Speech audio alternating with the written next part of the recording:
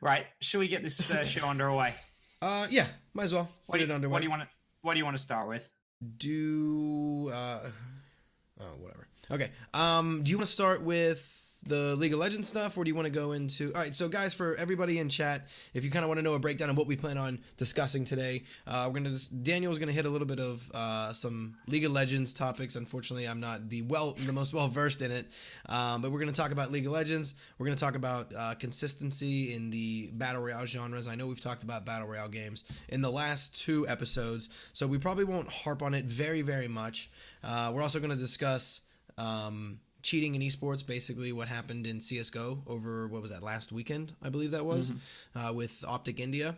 And there was actually one other topic I wanted to discuss, and that is athletes or celebrities coming into esports. And I didn't get to tell you about this just yet because I kind of just thought about it right now. And I have two examples that I'd like to discuss if you're okay with it. What was that? Throw you in at the deep end, Daniel? No, Yeah, I know. Sorry. that's absolutely fine. That's absolutely fine, to be honest with you. Well, let's start off with the League of Legends because the Okay. reality of it is it's going to be the topic that probably the bulk of the people here aren't as necessarily engaged with as me. Now, we Okay. touched on it very briefly last week about the fact that if things panned out differently, what might actually occur within, the League of Legends World Championships that are running at the moment over in Korea. Um, Yes. And we and were right on what happened. Well, I can't say we, but you were kind of correct in your well, assumption or your guess. I made one incorrect decision, but outside of that, like the rest of my sort of decision making was fairly sound. But yeah, it proved to be a really interesting sort of kettle of fish. Last week we talked about the fact that like how seeding could massively influence tournaments and things. But interestingly, and the reason that I wanted to retouch it this week was just down to like I got really itchy nose. Sorry, everyone at home. Like it was a really interesting passage of events. Now, it's widely regarded within the world of League of Legends that the South Koreans are the best in the world. Mhm. They have won the last 5 world championships. They have been finalists in the last 6 world championships. And if you speak to most sort of like people that are involved in esports, particularly within League of Legends esports, the LCK is the sort of the pivotal, the top division of League of Legends. Scroll forward to the 2018 World Championships, and every single Korean team has been knocked out of the tournament in the quarterfinals or before. Okay. Wow. So it'll be the first time ever in the history of League of Legends I mean, that's that pretty Korea. big. Yeah, I mean it's a huge surprise. So, Um, if the Korean teams are all out, do we have just all EU and NA teams, or what's left over? I guess so we've got one Chinese team, two Okay. European teams, one American team that are left in Okay. the tournament. In the what am I trying to say? In the semi-finals, I guess you would call it. We're going to have Jesus Christ, what's the name of the team? 2 seconds. I'm trying to remind myself. That's It's fine. IG. Yeah. It is. It's IG. Okay, so we're gonna have Invictus Gaming. Okay, coming out of China. They're going to be facing off against G2 Esports from Okay. Europe. Ocelot Carlos, an old friend of mine's team, and that's going to be the one. Now, G2 Esports knocked out the reigning world champions and hotly anticipated number one seeds for the entire tournament, 3-2 in the quarterfinals. Wow. Okay. Epic game, by the way, if you guys are interested in seeing it and getting the hypiest of play-by-play casting, definitely worth seeing. There are a couple of moments in that game where I was nursing a semi because the game was so intense. But G2 knocked those out, and they're going to be coming up against IG, who themselves knocked out Katie Rolster, who were the number one seed from Korea. So, yeah, crazy results. 2 underdogs beating 2 massively favored teams for the tournament, going in one semi-final. Now that means Europe versus China. Over on the other side of the coin, we've got Cloud9 facing off against Fnatic. Fnatic knocked out EDG, which was it's one of the Chinese teams that had a pretty rough time of it, to be honest with you. They were like the number 3 seed coming out of China and Okay. haven't been looking that good. Cloud9 Cloud9 demolished 3-0 a Freak of wow. Freaks from Korea, who looked completely out of sorts. And Cloud9 just literally romped all over them. Game 2 was a little bit closer, but Cloud9 utterly destroyed them in the others. So it means that we got an NA versus Europe semi-final. So what that means is this. Number 1, we are going to have a finalist coming from the West for the first time since Season 1. Which I think is huge. Yeah, absolutely huge. Potentially, depending on the result between G2 versus Invictus Gaming, we could potentially see a Europe versus Europe or a Europe versus America final, which would mean 2 Western teams in the final, which is unheard of. That's insane. Yeah. But I think the other thing that makes it really interesting, seeing the plight of these Koreans, is the fact that it's being held in Korea this year. So how do you think that's going to play out in attendance, regardless of, if it's our NA and EU, or whatever it may be? How do you think attendance is going to be for that event? I mean, obviously it's the championship, it's the major, whatever. People are going to want to attend, but will the attendance be affected because of the teams that are playing? I think potentially it could be affected. I mean, interestingly enough, the grand final, like if you think about South Korea, there's basically Seoul, which is like the mecca of esports, and to an extent Busan, Busan, depending on your pronunciation of it, down in the south of Korea, which has got its own sort of like history with certain esports events, noticeably one of the largest grand finals for StarCraft back in the mid 2000s. I think they had like 200,000 people on a beach watching like the StarCraft final. It was the craziest thing you've ever seen in your life. But the grand final for the League of Legends World Championships actually is being held outside of either Seoul or Busan. It's being held in a town which is about an hour outside of Seoul, so it's already in a weird location. I would say that's a little weird to not be in the main city, but I mean, that's we could do an hour-long show about how League of Legends booked Riot Games booked the World Championships. But I mean, if you're interested in hearing something on that, I urge you to go and check out Thorin. Thorin did a really interesting piece on his YouTube channel. Thorin with 3 O's. Shout out to Duncan. But I mean, let's cut away from that. Do I think the audience will be affected? Potentially. That said, like, Koreans are very engaged with League of Legends, so I suspect it'll still be a busy venue, regardless of whether Korea's playing there or not. But is it going to have the same sort of vibe? No way.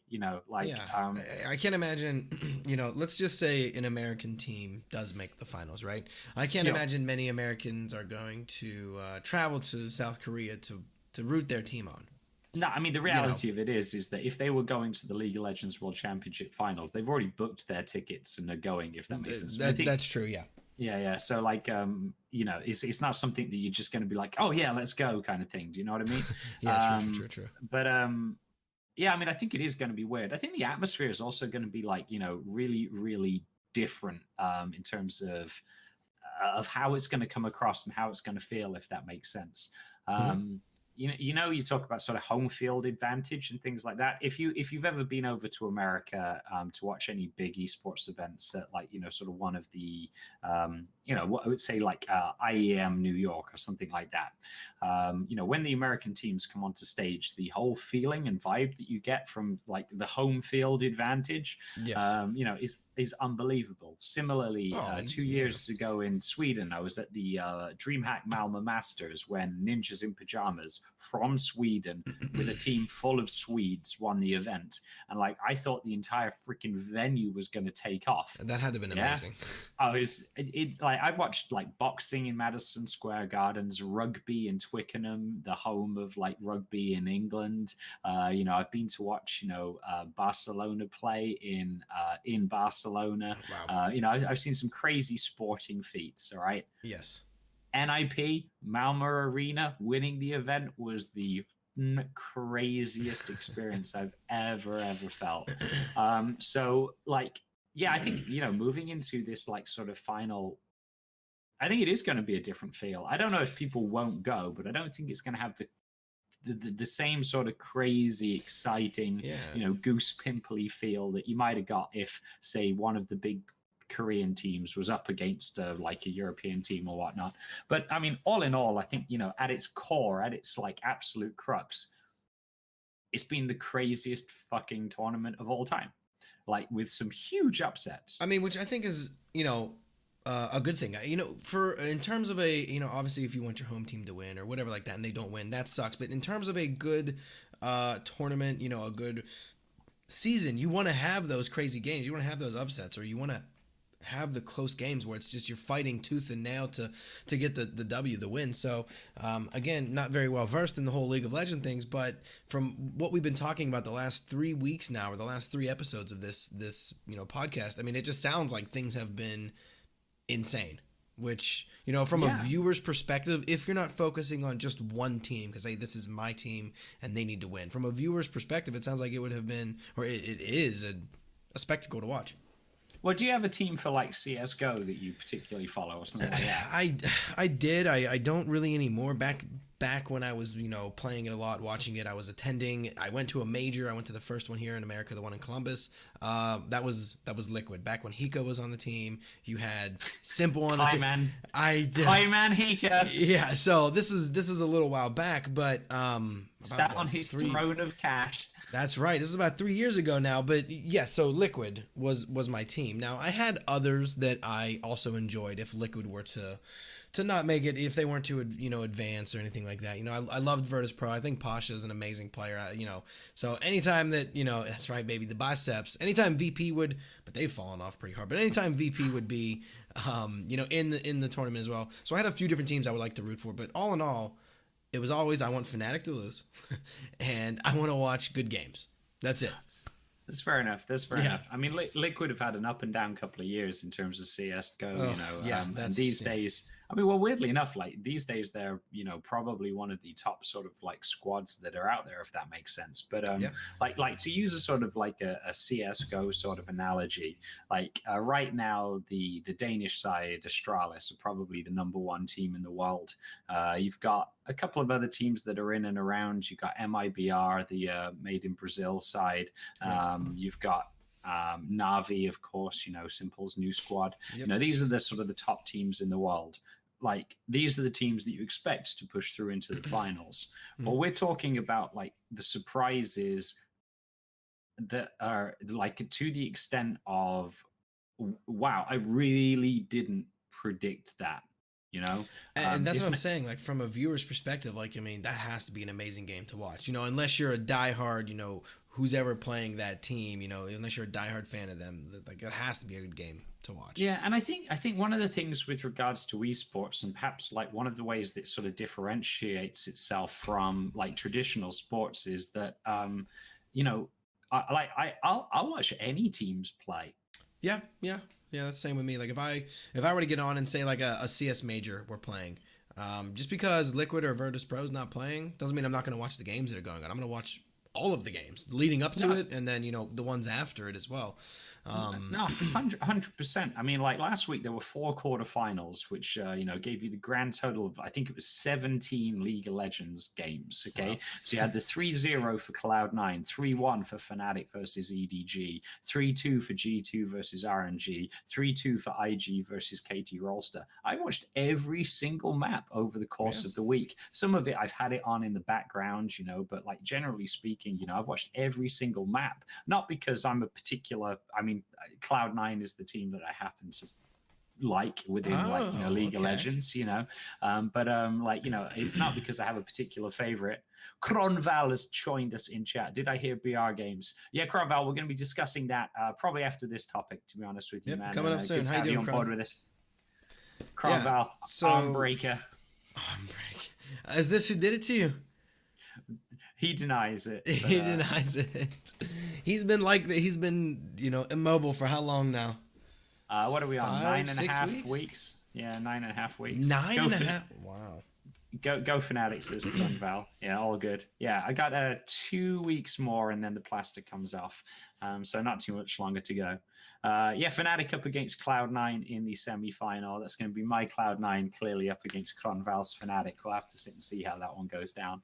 No, I mean, all in all, I think, you know, the standout thing for me, the thing that sort of like really makes this year's more exciting than a lot of others is the fact that we have had these surprises, and the fact that you know, with the Koreans getting knocked out so early on, with, you know, some of the other big favorites, you know, not able to adapt to the meta quite as effectively as some of the European teams have, it's really, really changed its sort of, you know, outlook in terms of the whole tournament as a whole. And I think it's, I think in all honesty, last week we were discussing about whether, you know, having the number 1 seed versus the number 2 seed in the final led to good viewership. Right. And I was like, you know, I think these tournaments should be seeded so ultimately you strove towards the best. And you gave an analogy which was like, actually, I just think we should be like, you know, driving towards exciting games that you enjoy watching. Right. And a week on, and it's only a week. That's how long it takes me. That's how fickle and pathetic I am, boys and girls. I agree with you. Hey, there you go. Like that might be the first and only time, but I'll take it. Yeah, we had some games that were so intense and so exciting, and actually the knock-on impact of that moving into the semi-finals and subsequently the finals, I think it's going to lead to some absolutely stories, some memories that, you know, I will forever remember. Like, you know, yes, would I like to see like the number 1 team versus the number 2 team in some epic fucking best of 5 game in the final? Maybe, but you know what? I'm not pissed off about having like these sort of underdog stories and these crazy circumstances go on either. Yeah. So all in all, it's pretty good. All in all, it's pretty good. That's kind of what I, you know, harped on last week, and I won't really go too much into it now, but that's the thing that I love the most about esports in terms of, you know, just they're comparing it to regular professional sports, is I feel like the underdogs really do some, you know, they really do have a chance to win against, you know, the big dogs, the, you know, your top tier teams, whereas in, you know, in a professional sport, sometimes the talent, it just really isn't there. You know, it's, I don't know. We're not going to go too far into it because we kind of talked about it last week, but I really feel like the opportunity is there in esports, and that's what I was talking about last week, how it brings a great game, a great viewership experience, you know, for the viewers. So kind of happy to see that's how it's playing out with the league, you know, season right now. And I don't know, maybe I might be, you know, interested in watching some of these games. I mean, you might have to explain some things to me, but I might be interested in watching some of these games. I mean, if they're becoming, you know, this interesting as you're saying, I'd like to, you know, not miss out on it all. Well, maybe when you get back from TwitchCon, what we can do is we'll find one of the we'll find a game or whatnot, and we'll have it like on quiet in the background, so we can sit and discuss it whilst watching it, if that makes sense. Sure. And try and get some sort of idea. We can stream it, and you know, maybe educate some other people on it. Cronval says worlds were amazing so far. You're absolutely right, Cronval. That's exactly what we've been saying. It really has been an epic story, and you know, a classic one all in all. Right. Cronval wants to listen to BR because it's 1 o'clock in the morning here in Sweden, and I know that Gustav's going to want to go to bed at some stage. So let's sit and talk about that as well. Then, so what I wanted to talk about was the importance of consistency within the battle royale genre. Okay. Yes. Now, it's fair to say that there are a couple of teams within the world of battle royale games, noticeably PUBG, whilst Fortnite's still trying to establish itself in terms of its esports scene. # Dusty Dogs. All right. But what I would say is this, is that if you look at PUBG, which has definitely established itself in terms of a scene, there are certain teams that you're like, these guys are always there or thereabout. Right. And what I wanted to discuss was what is it? What are the defining factors that mean that they are always there or thereabout? I mean, for a game like PUBG, I mean BRs in general, because so we know that battle royales they're RNG, right? You know, your playing path is always different, your circle's always different. The reason that these teams who are always there, you know, like the likes of Liquid, oh god, I can't remember the Chinese team. From OMG? Yes, OMG. teams like those, the Pittsburgh Knights from EU, even though Pittsburgh is here in NA. Is that like the London Spitfires owned by Cloud9, full of Korean players? Yeah, exactly. These things that just doesn't Pride make of sense. England. Yes, yeah, exactly. So the thing that I think that keeps these teams so consistent is a few different things. One, I mean, these aren't ranked in order of the importance. These are just rankings of things that contribute to it. One, obviously, is good team communication, but two, you need to be able to adjust on the fly, right? So the point of me bringing up that everything is RNG is you can't run a set play every single time. You don't know what the plane path is going to be beforehand. I mean, obviously, once you load into the server, you can see it and you know what you're going to do. But even if you get the correct plane path, then you got to hope, okay, I need this. We're playing for this to get the circle over here. If the circle goes all the way to the other side of the server or the map and you weren't expecting that, then you're screwed if you're trying to run this set play. So teams that can adapt on the fly, loot around the RNG of the game, and then Jag brings up another good point, which is a point that I did want to hit on, is having good aim. Now, having good aim is not always going to be the deciding factor. Positioning is going to be a bigger one, but where that aim comes in is if you get caught out in a bad rotation or if you're stuck out in the open, and if you can out aim your teammates who are in cover, or not your teammates, your opponents that are in cover, that's always going to play a big factor. But in a game with PUBG or really any of the BRs, if you're stuck out in the open, playing any semi-competent player who's stuck behind cover, you should lose that fight 10 out of 10 times. But you randomly have, or you will sometimes have these players who get stuck out in the open like this, and they are able to overcome the player that are behind cover. So I think those are my biggest things for teams that are be able to stay consistent is one, good communication, two, being able to adapt on the fly, because with a game that's so RNG based, you never know exactly what play you're going to run, what what you have to do, and then obviously aiming, and being able to have like the good rotates and everything. Those are my opinions on what makes a team stay consistent and stay at the top. But what do you think? What are your thoughts on consistency? I mean, I agree with you on the whole. I mean, the interesting thing about sort of aimers, as Jag sort of brings it up, is that I think if I lined up the top, I might even just go as far to say like top 50 players in the world when it comes to PUBG or something like that. I actually think the level of skill between them is actually way closer than you might imagine. Yeah. I mean, like within the world of CSGO, if you think about like the sort of the top 30, 40 players, there's not many of them which I think are like head and shoulders above the others. You got right. A few standout ones, like Simple obviously is like fucking godlike, to be honest with you. Comfortably one of the top players in the world, if not the best. Similarly, you got like the likes of Nico, and if you go back a couple of years, like Shox from G2, the French guy, was just godlike on occasion. Yeah, and even when you had Scream and Shox playing together back then, they were unstoppable. Yeah, I mean those two could clutch rounds like no man's belief, and I genuinely think that if you look at the top level of players within CS:GO, within help me here, PUBG. Thank you. It's a late night clearly. Yes. But if you look at the top level players within PUBG, whilst some are certainly better than others, I think they all fall within the realms of these guys can aim. Okay. Yes. So subsequently, I think actually there are other factors that come into it, which I think actually define consistency and whatnot. You talked about like the ability to communicate, and I think communication is absolutely a key factor when it comes to any squad-based game.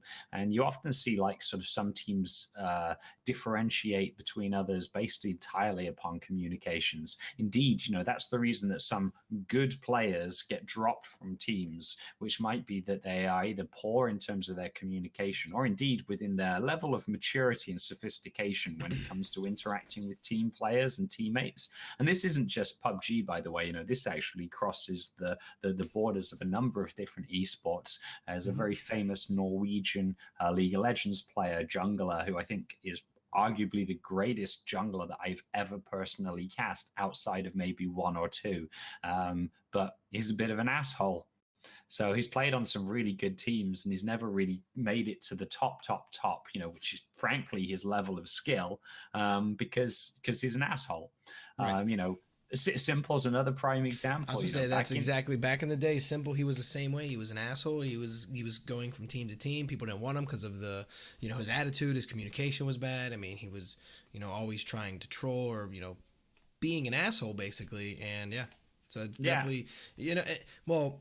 And again, I don't want to get off topic, but does that play into anything with age? Because back then, Simple was around maybe 15 or 16 years 17, old. yeah, max. So. Yeah. Now, obviously, we're a few years down the line. He's probably 20, 21 now. He's more of an adult. He is an adult. Do you think that plays into the role at all? I mean, like I said, I don't want to get too far off topic, but what are your thoughts on that?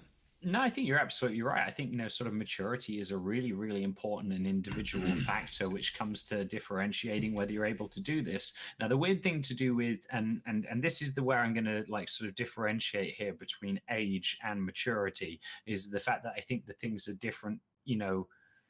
I think they're different. In fact, Yags just made the same exact point within Twitch chat right now. Maturity and age are very, very different things. You come across people that are old as fuck, which are still immature as hell, and you come across as people that are super young, where you're like, holy cow, where did that come from? Right. Sort of Benjamin Button-esque, if that makes sense.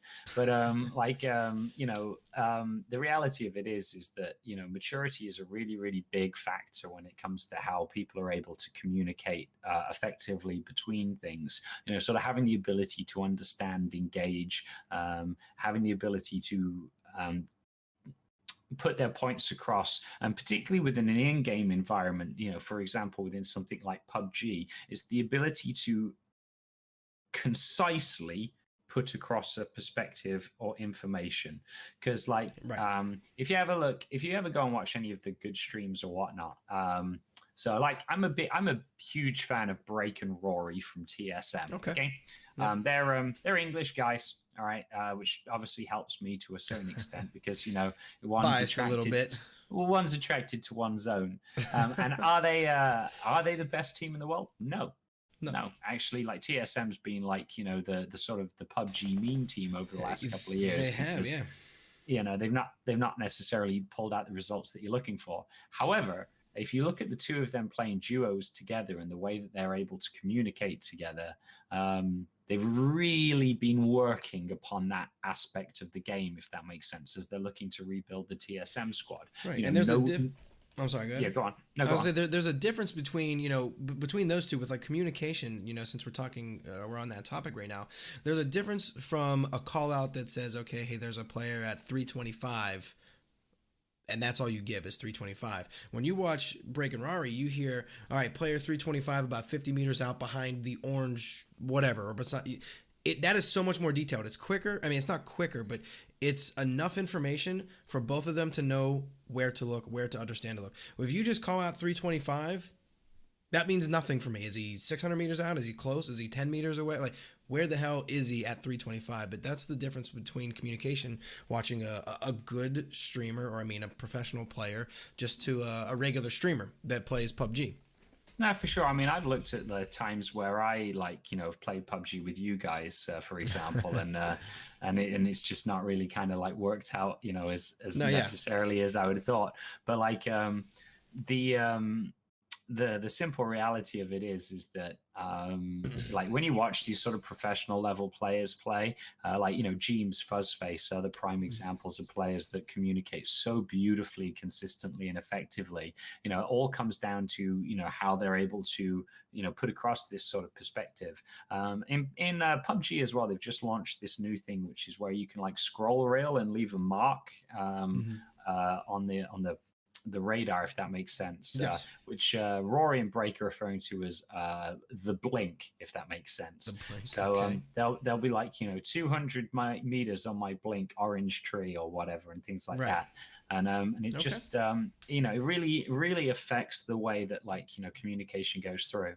Now, the other thing that you talked about is the fact that PUBG is an RNG orientated game. Of course, Right. different playing flats, different movements in the circles. Right. The fact that there's much more moving parts than a one team versus one team sort of mentality. Insofar as the fact that you might know that XYZ team went into that compound over there, but did you see the team come into compound just here? That sort of Exactly. thing, if Yeah. that makes sense. So I think the other thing that defines consistency for me is teams that have a stylistic approach to the game, which reduces the amount of RNG elements within it. Okay, yeah, So okay. the team that I'm using as an example for this, which I think is the number one team in the world, there's some arguments for a few other teams, but I think it's fair to say that Liquid are one of, if not the most consistent team in the world.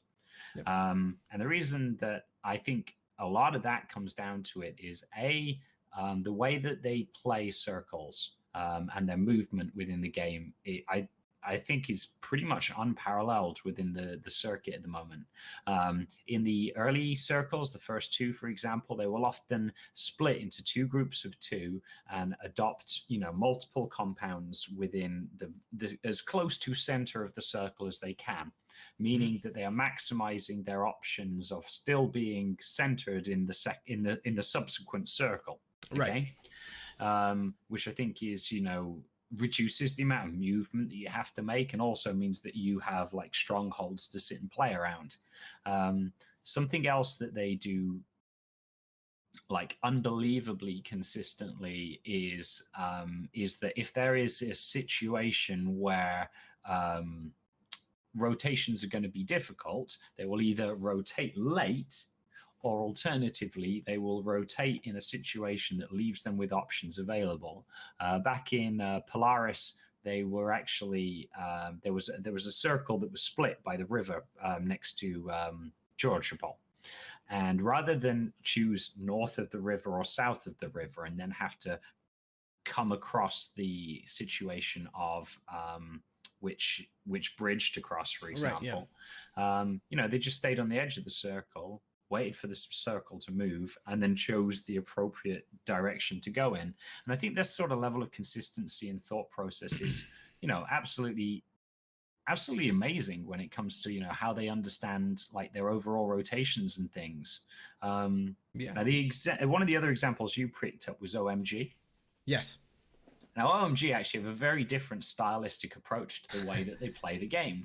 Now, they are ballers when it comes to sort of their aim, if that makes sense. Yes, they really are. They're kind of insane with their aim. I mean, back in the PGI finals in Berlin, you were just like... Yeah, some of the plays, the shots that they were making, I mean, just, that right there just shows you what separates, your pros from just your regular players. Because, I mean, you run into good players in PUBG, but just seeing those guys, like seeing that was insane. Anyway, so I don't mean to cut you off. Go ahead. No, it's fine. I mean, the interesting thing about the way that they play is that they're, you'd think based on their level of aim and on the number of kills that they pick up in their games, that they're like a super, super highly aggressive team. But actually, if you go back and watch them specifically in PGI during the summer, they're actually very late movers. They always play the edge of the circle. But what they do is that they really, really strike hard at the right time, if that makes sense. Yes. So they'll play the edge of the circle. They'll often not get involved in firefights until maybe there's only about, let's say, 8 to 10 teams left over. Then they'll keep their eye on the kill feed in the top corner. When they see people starting to get knocked and they hear a gunfight going on relatively near them, that's when they go, all right, boys, hey-ho. And then they just literally lap up the kills left, right, and center as they all sort of sit and make their way through. Third-person gaming, right? Yeah. Well, I mean, the weird thing is they come from a third-person territory, but adopted this stylistic approach for first-person. I mean, and it works. And I mean, just speaking about PGI Berlin, you could see how well that that mentality and that style of play worked very well for them. Obviously, very well for them. They only got first place. I mean, they could have did a little better, but no, I know, but that they were amazing in the tournament, and I don't think as many teams. Not that they didn't expect it, because I don't know if that's the right word to say, but I don't know if they just weren't used to it. I don't know. They weren't ready. I guess. I don't know. They weren't ready to kind of combat that. You know, they're too busy worrying about, we got this fight over here, and then no, what the fuck's going on over here? Why are these people coming down from our right or our left or behind? Like, where'd they come from? But like you said, they play that edge circle. They wait. They buy their time. They do not engage in fights if they don't have to, which is a very smart thing to do. That trigger discipline to, you know, a lot of people, they see their first one or two players of a squad and they go, there they are, let's fight. And that gives you away right away, you know, and your positioning's gone. They might have a chance to, you know, react, get into cover, but OMG, like you said, they play it very well. They wait for their chance to strike, and it's been very effective for them in Berlin, you know, first place. Yeah, and continues to be if you watch any of the sort of the Far Eastern tournaments as well. So I mean, you know, to pick up on, like, you know, the summer, for example, I think the reason that it surprised a lot of the squads is simply because of the fact that it's not the Western meta. Right. Yeah, I mean, this is exactly the point that I made about League of Legends, you know, sort of 20 minutes ago, is the fact that the Korean teams, and to an extent some of the Chinese teams, are trying to play the Eastern meta, where the current meta for League of Legends is very early game dominant, you know, very quick, you know, frantic games. It doesn't suit the Korean play style or mentality, and subsequently they've lost, you know. And going back into PGI, you know, these crazy Chinese guys showing up, playing the edge of the circle, moving late, just fragging like, you know, with their dicks out. You know, all of the European teams were like, where the fuck did this come from? You know, and so what you saw was like OMG win because they picked up these chicken dinners and these crazy frag kills. But interestingly enough, the Western mentality did also work, because you saw Liquid, FaZe, Welcome to South George finishing high up, you know, sort of second, third, fourth places, because that play style worked, but not quite as much as the OMG stylistic approach did, if that makes sense. Enough. No, it does. Yeah, no. I mean, and I'm curious to see, you know, for the has PUBG Blue Hole Corp, have they announced their next major or big event? I mean, I know there are a bunch of events going on, but like I'm talking, you know, another PGI Berlin, basically. There will be a PGI coming up in next year. It's going to be fed from the super leagues, I guess you would call it. They're going to be spawning out over the next year. So you're going to have the European and the NA ones. Europe's being run by StarLadder. NA is being run, if rumors are to be believed, by OGN, which is interesting because that's a Korean organization coming to America to run the PUBG scene. I mean, everybody just wants to get their hands into, you know, the esports world wherever they can, right? A Korean org coming over to NA to run it. It's just wherever they can get in on it. Yeah, it's. I mean, it's no great surprise, you know, for a company that fundamentally, you know, has like Tencent as major investors and things. So we'll have to wait and see. What have we got going on in chat? Sask FPS says, y'all talking about the Wild Wild West? We're always talking about the Wild Wild West here. Sup, y'all? Okay. Jake Val says, Andy Pyro ? PUBG is okay-ish. Well, Jake, like, what's your game of choice? And if you got any topics that you think we should be covering on Wild Talk, let us know in chat, and we'll try and cover it for you on next week's show. Yes. Moose says Treyarch are effing up big time with the zombies. Well, yeah. What happened with the Easter eggs? And then I'd like to point out, Noob put a $100, or not $100, 100-bit dono in here and says, "Oh, hi Noob, thank you for the bit donation. I appreciate that." I know Noob. Daniel does as well. Fucking Noob, yeah, always my favorite person in chat.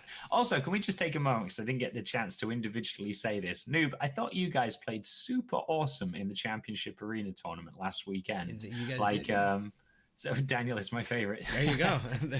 Damn, yeah. That was before I even said it. I know. Well, now what are you gonna get? Yeah, so it's amazing. But yeah, credit where credit's due to you. They have changed a bunch of steps, so people have got used to one way of completing them, and then they go and change it. Isn't that what, like, you know, sort of developing the game is? It gets boring if it's the same way every single time. So we're just gonna act like I didn't even ask a question, huh? What y'all's opinion on these new TikTok memes? They are not funny. I watched like 3 minutes of your video you linked me, and it was not funny at all. Well, I don't even know what that is. I don't even know what TikTok's supposed to be. Like, It's apparently the people that bought Musically. Do you remember what that app was? When Oh, people would like, Musicali, yeah, or yeah. Music, however it was, TikTok bought them, and I don't know. People do like side by. I don't understand them. I think I'm too old to understand them. Jag finds them hilarious, and didn't laugh once. Well, I mean, Jag's just proving that age and maturity are actually, in fact, correlated. So we'll have to wait and see.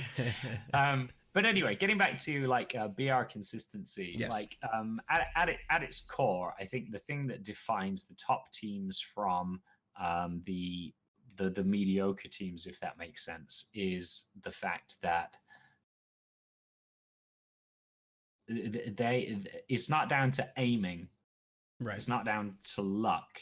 Okay. What they do is the thing that they do better than anybody else is that they reduce the risk of the RNG. Yes. Okay. That's the thing that really stands out for me about it. Now, yeah, they're great players. And one of the things, like, James specifically, if you ever watch him playing on stream, what he'll do is he'll spend sometimes like 5 to 10 minutes after a game, like sort of really breaking it down. He'll go into the after game sort of videos and he'll be like, why did we die here? Like, we had the opportunity to rotate into this circle. Now you've got a compound here, a compound here, a compound here, a wooded hill just here. What made us go to this one as opposed to any of the others? What was our thought process in terms of, like, making the call for this particular location, and why, and what was the ins and outs in terms of it? So I think their sort of analytical skill, sort of comes into effect as well. Yeah, and that's pretty smart. That's pretty smart. From a sports perspective, this covers esports and regular sports. Every sport that I've played that has been team based like that, you always have those film sessions basically where you study. You study your other teammate, your other opponent's films. How they play, what's their play style, how are we going to match up against this play that they whatever. And then the next thing you study is your play, and you see what we did right, what we did wrong, what we can improve on, or how we could have done this just a little bit differently, to have a better outcome.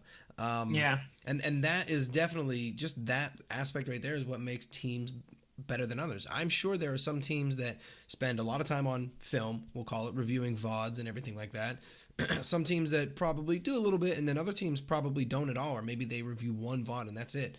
And that's another big thing that just really separates these, the teams that are that top consistency down to just your teams that are hitting your bottom or, last 10th place, teams.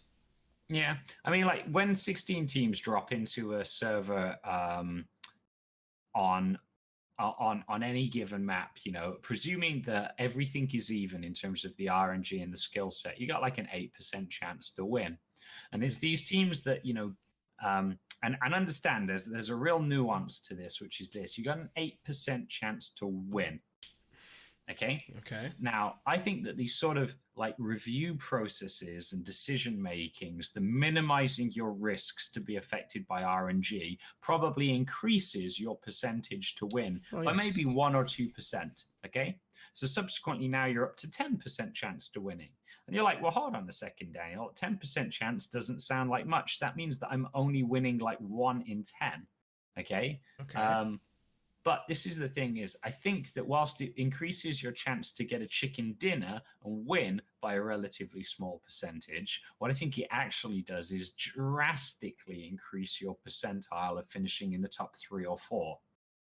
And the point that I wanted to make about consistency is this: the reason that the teams like Liquid, OMG, FaZe Clan, Welcome to South George, now NIP,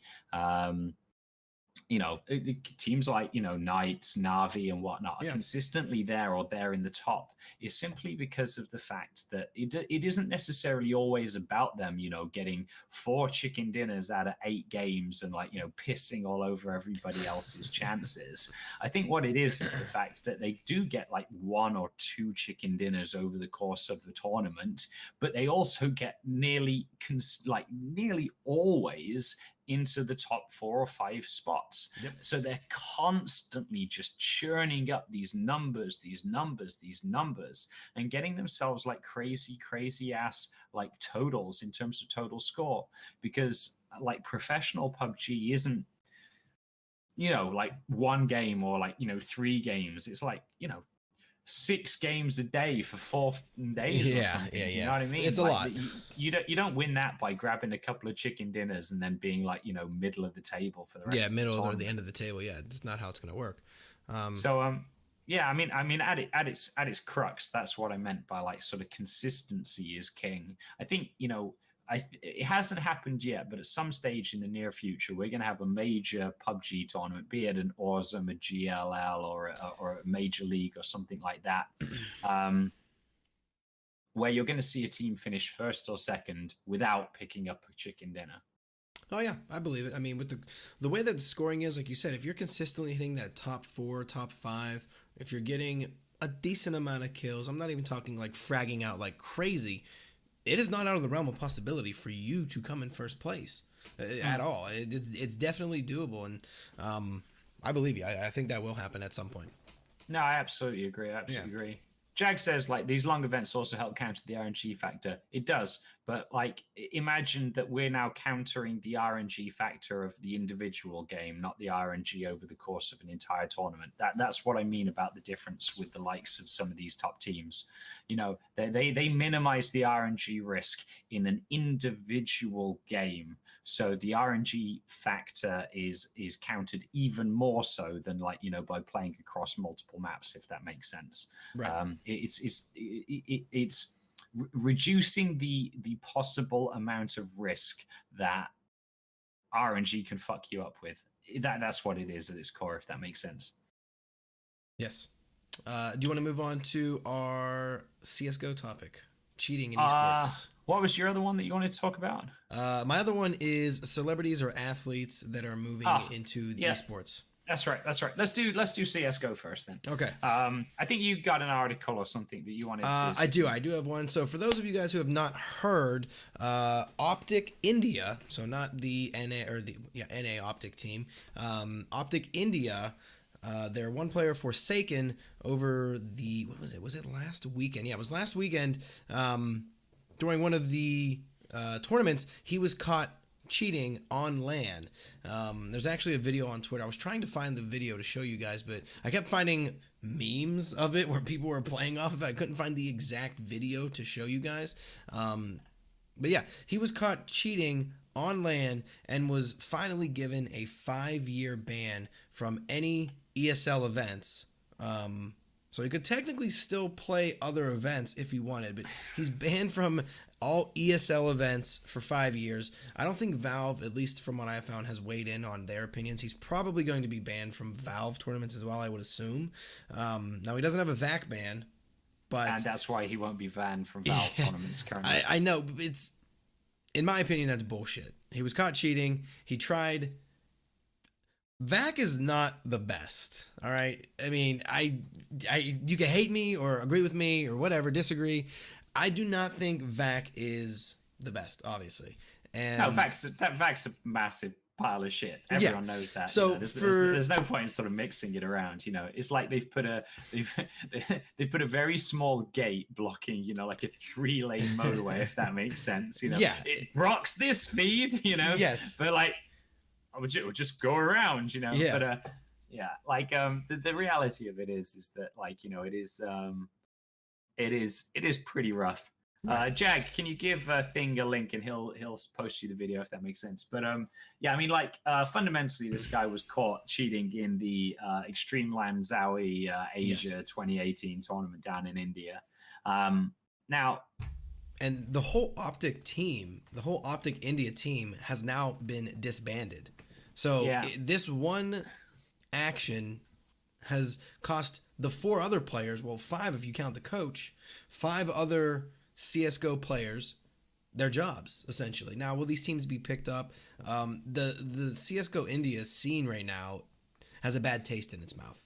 And it doesn't look good across the board, really, for anybody right now. I mean, I've been seeing a few tweets here and there that they're not sure what's going to happen in that scene. But yeah, the whole Optic India team has been disbanded. So you have 4 players and 1 coach who are now out of job, and they didn't do anything wrong. Now, there's a lot of nuance to this situation and things, which needs to be sort of brought up as well. Optics had a pretty rough couple of weeks as an organization. You've seen that they've dropped several key members of staff. There's been a lot of like sort of public announcement with regards to the fact that they quote unquote grew too big a bit too fast, if that makes sense. Yeah. So it's Optics suddenly having an option to sort of get rid of a team when they're trying to trying to save money elsewhere. That's not actually a big notion or loss to me. Now, obviously, it's gutting for the players that have been affected by it, but they were going to get scapegoated for something, if that makes sense. Now, the thing about this Kumawat guy, this Forsaken or whatever it's called from India, and the thing that sort of really stands up for me, if that makes sense, is just the utter like the thing is like, if this was like, oh wow, no one saw this coming, but the simple reality is like, if you go into the history and the background of this guy's shady as fuck. He's very shady, and he actually, I think he got in trouble in 2017.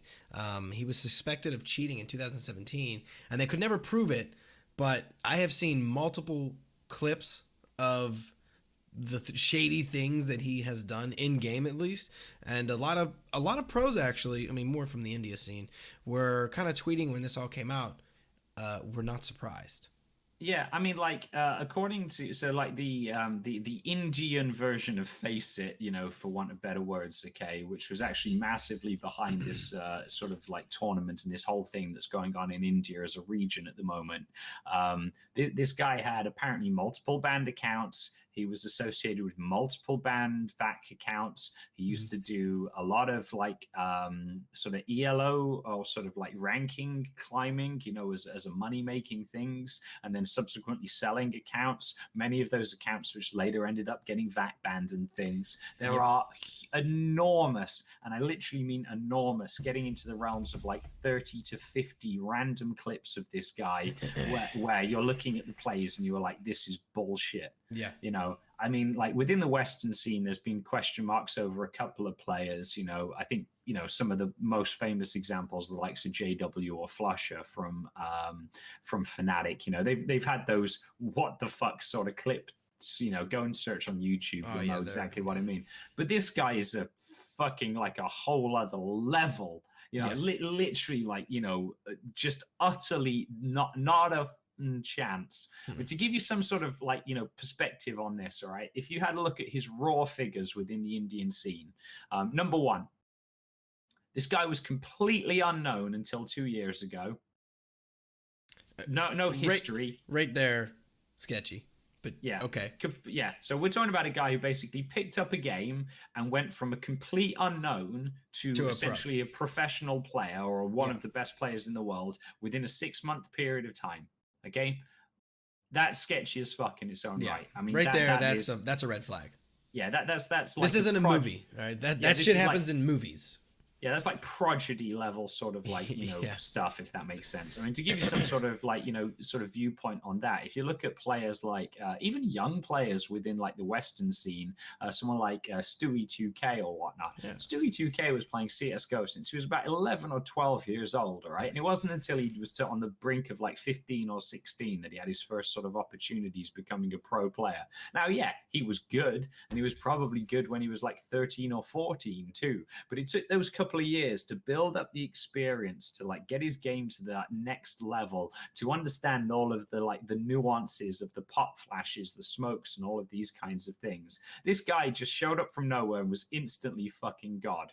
And to give you an idea about how godlike he was, all right, the statistics that come from this like Indian organization, this website, ranked him as his headshot percentage, his KD ratio, his average damage per round, made him number one in the world across any metric. Like over Simple, Flusha, everybody.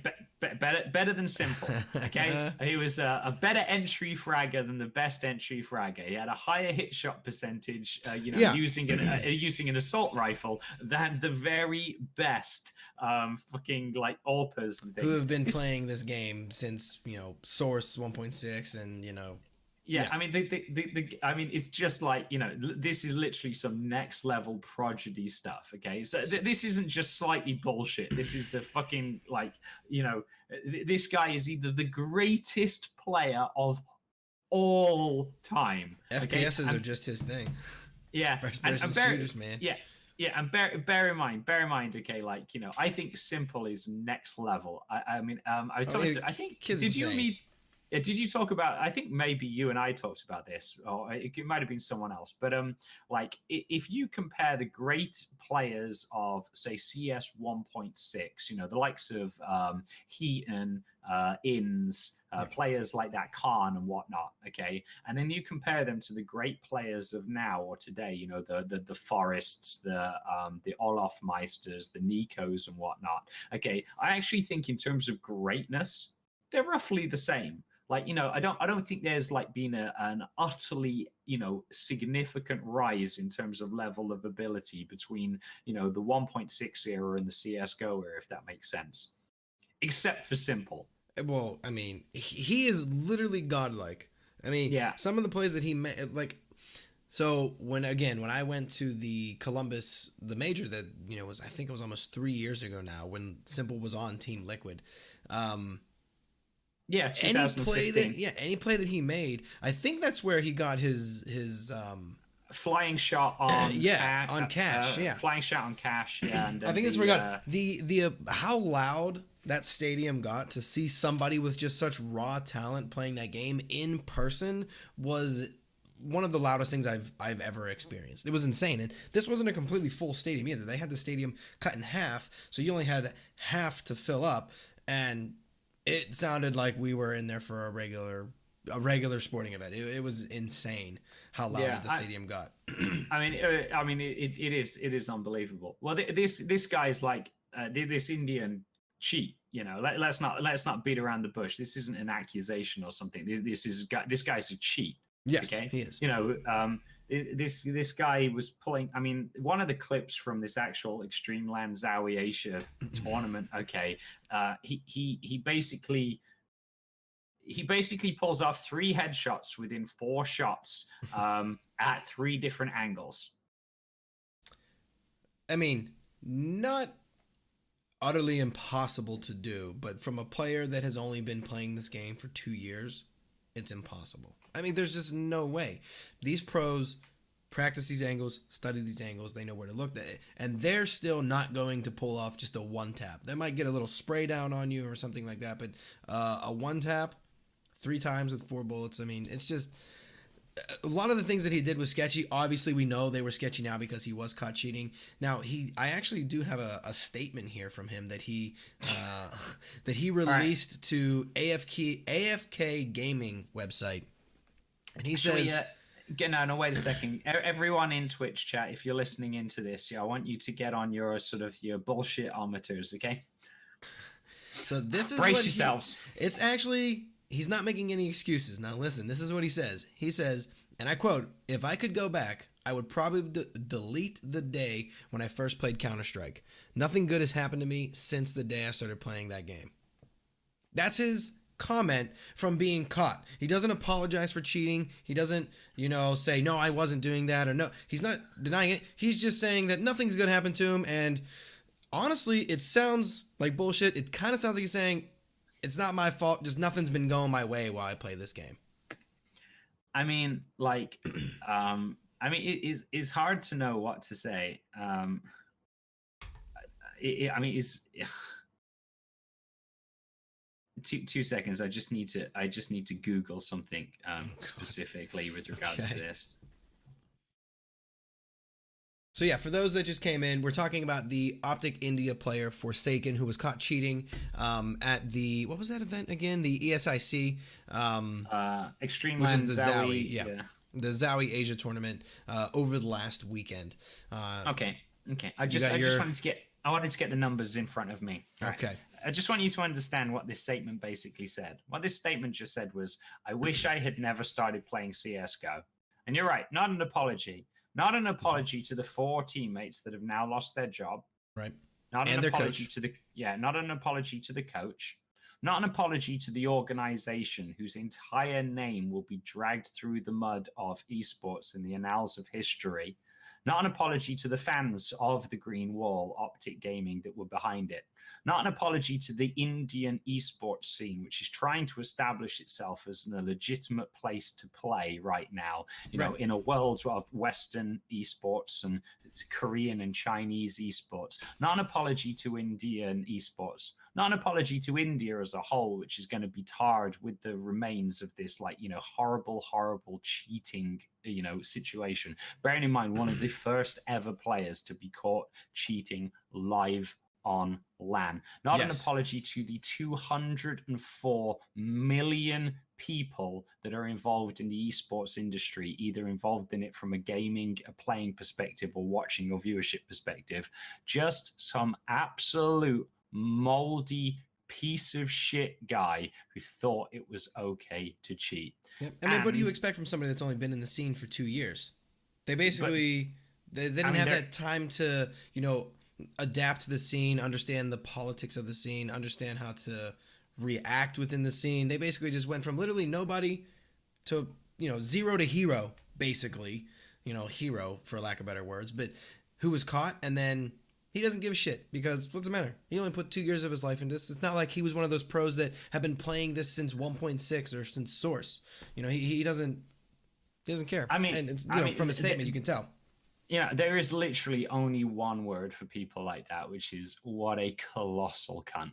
Okay? That's more than one word. But yeah, well, I mean, but you know the choice word and all of that. I got the word out of that you wanted to, you know, highlight. What an absolute colossal cunt. That guy, you know,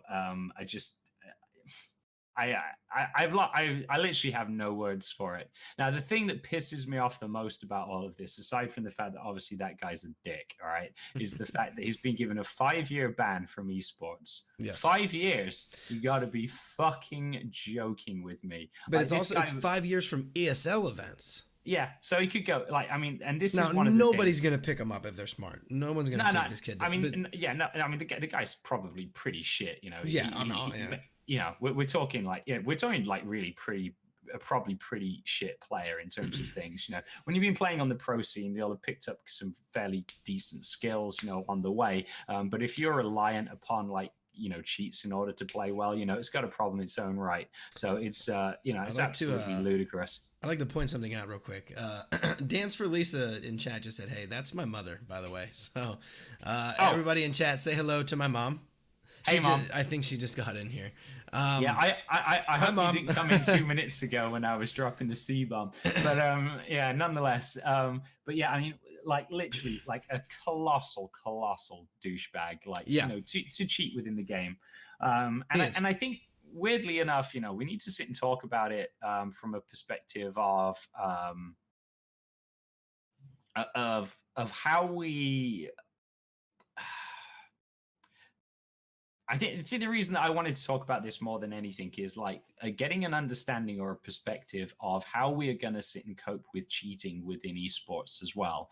Now, there is a part of me that thinks that, you know, people should be given a chance to switch around their sort of viewpoints and things, you know, be like, yeah, I cheated, you know, but I've come through this and I've got to the other side.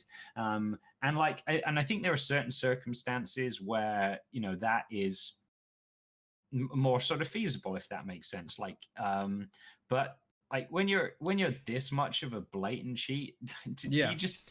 But I mean, you make a good point when you're this much of a blatant cheat, but you know, you can't hold two different standards to it, right? If you cheat and you're good at hiding it, right? So the big thing is a lot of people think Flusha or JW were cheating. Were they? Are they? Did they before? Who knows?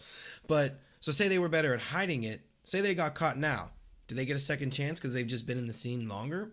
Or is that an excuse to say, hey, you don't get a second chance. You've been in the scene this long and doing it for this long. So could you make the argument, okay, well, this Forsaken guy, he's only been here for a few years. He didn't know. We'll give him a chance to, you know, revamp himself after these 5 years. I think if you're cheating at this level, you're willing to do it on a land. I'm cheating anywhere, on land, online, whatever. I mean, it's like using steroids in baseball. If you were caught using steroids, like say you won, you had the most home runs for that year, you made the Hall of Fame, whatever. If you're caught after the fact, you're stripped of those medals, those honors. I think it's the same thing in this scenario. If you're caught right now while you're actively playing, you should be done.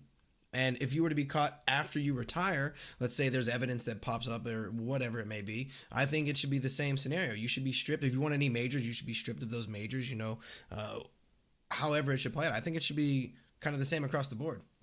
Yeah, I mean, Thing brings up a perspective here, which is the iBuyPower guys should be unbanned by Valve if they're going to give him a second chance. I agree, man. Like, and that's another perspective. Like, gambling on esports, is like, a banned on offense. Match fixing, which is the situation with the iBuyPower players. Right.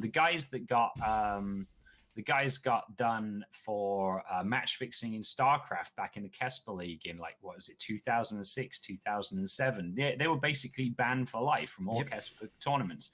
I don't know. Maybe I'm being too harsh on it. Okay, the reality is the time should be proportional to the crime, if that makes sense. Those kinds of things. But an instance like this, basically undermines the entirety of the esports scene. Right, because in a scene, the esports scene is trying to emerge. I mean, last year, I think the esports scene made $700 million, which is pretty... Yeah, $671 million. No, I round up, Yeah. At that point, round up. But yeah, so $700 million, which is very impressive. But if you look at, say the sporting industry, just if you look at American football, they're making more than that. I'm not going to say a ton more, but you're comparing one little, not little, but the American Football League to an entirety of the esports. They're trying to really bring themselves into this. And if there was people getting caught left and right, on steroids in the NFL or cheating or, doing, oh God, like how the Patriots, they deflated the balls and they were, I can't think of the word I'm trying to use. It begins with a D, but it doesn't matter. It would kill esports. It would kill regular. It would kill the football. It would degrade. Yeah, degrading. Yeah. So if that were to continue to happen in esports, it's going to die out in a way. Sponsors aren't going to want to jump into this. They're not going to throw as much money into it. I mean, that's what it all comes down to is the money, the sponsorships, the advertisements. And if you have all of these people who get coming out of the woodwork that are cheating, it's going to be very detrimental to esports in a whole, not just to CSGO, not just to Optic Team. It's going to be in a whole. Yeah, massively damaging towards the entirety of the esports scene. I mean, Jake in chat actually brings up an interesting point here, which is hashtag Lance Armstrong. Look at cycling. Yeah. Look at what's happened to cycling. If you go back to the 90s, which was the end of the Miguel Indurain era, one of the greatest fucking cyclists of all time, right? Cycling was massive. Every dick under the sun had a sort of a mountain bike, used to go out in Lycra. Even the guys that shouldn't have been wearing Lycra were out in Lycra cycling around. Right. It was absolutely massive, a huge growth industry. It had all of these different computers that you could attach to your bike that told you how good you were, how fast you were, how far you went, how many mountains you'd climbed, how quickly you were when you came down. The entire scene absolutely exploded. All right. Yes. But systematically over the course of the last 20 years, it's been cheat after cheat after cheat after cheat. And Lance Armstrong was the absolute pinnacle of all of that thing. 7-time Tour de France winner. Yeah. Right. Which I think is the most, correct? I don't think anybody is. I think Miguel Indurain won 4, 3 on the trot or something like that. But Lance Armstrong, is huge. The break of that story, Oprah freaking Winfrey, for God's sake, it sort of gives you some sort of idea about it. Well, if you look at the situation with cycling now, sponsors have pulled out of it all over the place. Multiple teams have had to withdraw from the Tour de France, Giro Italia, yada yada yada, because of the fact that because like, the simple reality of it is the fact that like, how can you sponsor or like, get involved or put money behind an industry which, roughly speaking, every other year has some like saga where like, drugs were like, involved. Yeah. I mean, they've had a similar thing with the two British cyclists that have won the Tour de France over the last couple of years as well. Both oh God, I can't remember the name of the guy now, but the Olympic gold medal winning guy got done for some like, TUI, therapeutic use drug or whatnot, and Michael all of these other Phelps. things. Talking about Michael Phelps? Oh yeah, Phelps. There's another Yeah. one, but no, I'm talking about the cyclist guy. But like, Oh, what I'm trying to say okay, is this: yeah. if you like, if you undermine like the entirety of your industry, subsequently gets to a stage where it's just not worth, being involved in. And No. guys like this have a massive impact upon that scene. Similarly, over the past couple of years, since I Buy Power, we've had a number of like betting scandals, cheat accusations and things, and I think that the way that we should be handling these kinds of cases is savage.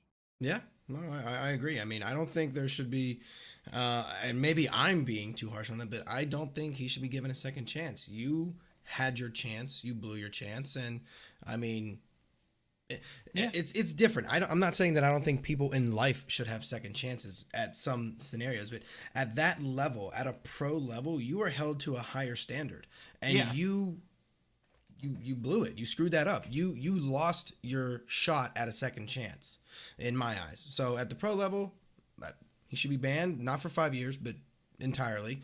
And I don't know. I mean, they can't make this call, but they're just saying for ESL tournaments. But all the other tournament organizers should say, you're not allowed to participate in ours either. Now, he's probably not going to, because who's going to pick him up? The team got disbanded, but who would pick him up? But if I were a tournament organizer, well, I am, but we're not doing CSGO tournaments, I would not allow him to play if he wanted to play in one of Championship Arena's tournaments. Yeah, and I think that's the kind of thing, isn't it? Like, I think that's the sort of extent that it's got to. Like, I think this guy should just like, just not be allowed to anymore. No, I agree. I'm not saying don't live. Okay? Right? Yeah. No. I'm not saying like don't go out and have a life. You can do a million other things. Okay, let me. When it comes to CS:GO, no. Yeah, CS:GO profession. Yeah, you know what? You're done. You're just done. You're not welcome in any way, shape, or form. It's like an absolute joke. And I'm upset by it. I mean, you can probably tell. Bill's known me a long time. We know what it is. It's not very often that I speak. This like sort of impassioned about something, but I think this guy's the scum of the earth, and I think that people should, I think he should be permanently banned. Thing brought up the I Buy Power players as well. Mm-hmm. I kind of feel the same with them, man. Match fixing undermines the entirety of competitive nature. I think it's bullshit, and I think you should be banned. Particularly if you've earned money off of it. And they did. They earned a decent amount. I mean, they earned significantly less than they could have had they continued to be the great players that they were. Exactly. I think that similarly, like people that are betting against their own team, we had an instance within the Mountain Dew League over in ESEA in North America, people betting against their own team and then throwing games. I think they should be banned for life. Because it undermines the very integrity of what we're trying to create here. And the thing is that when esports is still in a relatively fickle early stage of development, because the reality is that we've been playing like American football for 70 years, soccer for like 150 years, the rugby union has been running for like 110 years, and all of these kinds of things. Like esports in its modern sort of founding, or how you sort of view it, realistically kicked off in 1999 with the creation of like ESL by the Germans over there. Like outside of that, that's the sort of the history that we've been looking at. And in reality, it had to completely rebuild following the CGS saga of 2008, 2009. So like it's too fickle. It's too easily broken here if you don't just like, sort of screw these people up. And not to keep dragging this on, but one last thing to say about this is with esports being so relatively new in the scene, this is now when they have the decision, or they have to make the choices that are going to determine how they are going to go in the future, right? You can't have say all of these esports, CSGO is still here 10 years from now. You can't have people cheating all the time and changing your rules that you did from now. I think you need to set the precedent now so people understand, hey, look what happened to XYZ a few years ago. We don't want to run into that. We don't want to have that happen again. You need to set the bar now so you can try, because you're never going to completely avoid cheating or match fixing, but try to avoid it as much as you possibly can by setting the bar now while you can. You have the examples. You have the people to make an example of them. All right, Mom. Bye, Mom. Yeah, I'll see you later. I love you. But everyone, say goodbye to my mom in chat. She's leaving. I did have one last thing I wanted to discuss with you. I don't know if I kind of threw it on you at the very beginning. No, it's fine. I got no issues with it. I just want to pick up. Dark Monkey says Quake 3 competitions was the beginning. Yeah, Quake 3 launched 1999. That was one of the first sort of sets of tournaments coming around. You also had Halo tournaments back in the early 2000s. My first ever tournament that I ran was a Halo tournament in 2003 with MLG. Sort of give you guys some sort of idea about how long I've been doing this for. Anyway, Bill's last final topic, the throw you in at the deep end one, is what do you want to call it? Sports stars and celebrities. I was saying just athletes and celebrities that are getting into the esports scene. So we have two big articles that came up over the last week and a half here. Quite notably, the first one I think that broke is actually Drake. And one of his producers his name's Scooter Braun. The guy who discovered Justin Bieber. Fuck you, Scooter Yes, Braun. the guy that discovered Justin Bieber. They actually, both of those guys are investing into the esports team or the esports organization 100 Thieves. Yeah. Now, 100 Thieves is more known for their clothing line, but they do have teams. But this is kind of a crazy story that. Do you know who runs 100 Thieves? I mean, I'm sure you do. You know fucking everybody, so I'm sure you do. Nade himself. Yeah, Nadeshot, which, as you guys know, I mean, he was just a small-time YouTuber years back. He created 100 Thieves, and now he is working with Drake, one of the most popular artists of today and of the last few years. So I think that's kind of, there hasn't been a number, at least that I've ever been able to find, that how much Drake and this Scooter guy are actually going to invest into 100 Thieves. They are talking about they're going to have collaborations with 100 Thieves and Drake. I don't think that's going to touch Drake's actual OVO clothing line. But can you imagine, and I don't know if he would ever do this, but I mean, it's going to be part of it. It's going to be his company now, or part of his company. Drake coming out to a performance at a show where there's 20, 30,000 people sitting and watching him. He's rocking a 100 Thieves shirt, hoodie, jacket, puts it on Instagram for his millions of followers to see. That is massive for esports.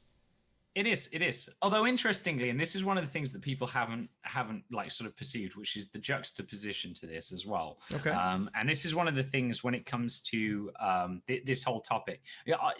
Off the side to what you can't see here is on my other screen is this. I wrote a massive report with regards to esports last night between 11 p.m. and 5 a.m. That's how long it took me to write. Wow. And I've actually got a 3-page step on exactly this kind of topic, which is why I don't mind you throwing me into the dark. Right. Well, see, I knew you would be prepared. Always, man. I'm on top of things. But there's a juxtaposition to this. So I'll give you a very specific example. Okay. An example close-ish to your home, anyway. Jeff Moore. Okay. Mr. Dallas. Yes. Okay, Jeff Moore owns the Dallas Stars. I think he also owns the Cowboys. And he is also one of the pivotal owners and investors within Team Envy. I actually didn't know that. Okay, which obviously now owns the Dallas Overwatch World League franchise as well. Okay. Now, most people know that I'm fairly outspoken about Overwatch World League. I like it. I'm not a fan of the game per se, but I Right. think what they've done with Overwatch World League has been absolutely fantastic. Didn't that just And get picked up by ESPN as well? yeah, a huge Yeah. amount of investment. Man. Every mother effer under the sun is like sort of trying to get their fingers into that pie, and I Yeah. need it desperately to succeed for esports. Yeah. I'm very vocal about my question marks over franchise leagues for esports, but let's just go out on a limb here and Right. perceive that it turns out to be massive and successful. Jeff Moore, who did a speech at the Hive event in New York City about 2 weeks ago, when asked about his investment into the Dallas organization for Overwatch World League and whether it was going to be money making for him, said, "I haven't done it to make money out of this league. I've done it because of the juxtaposition, which is bringing the esports community to love my trademarks, the World of Dallas."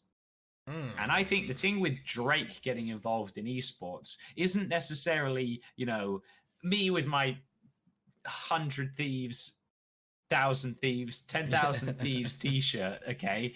It's wow, holy shit, Drake's invested in esports. How many nerdy gamers are going to go and download Drake's latest album or whatnot because they feel he's part of their clan?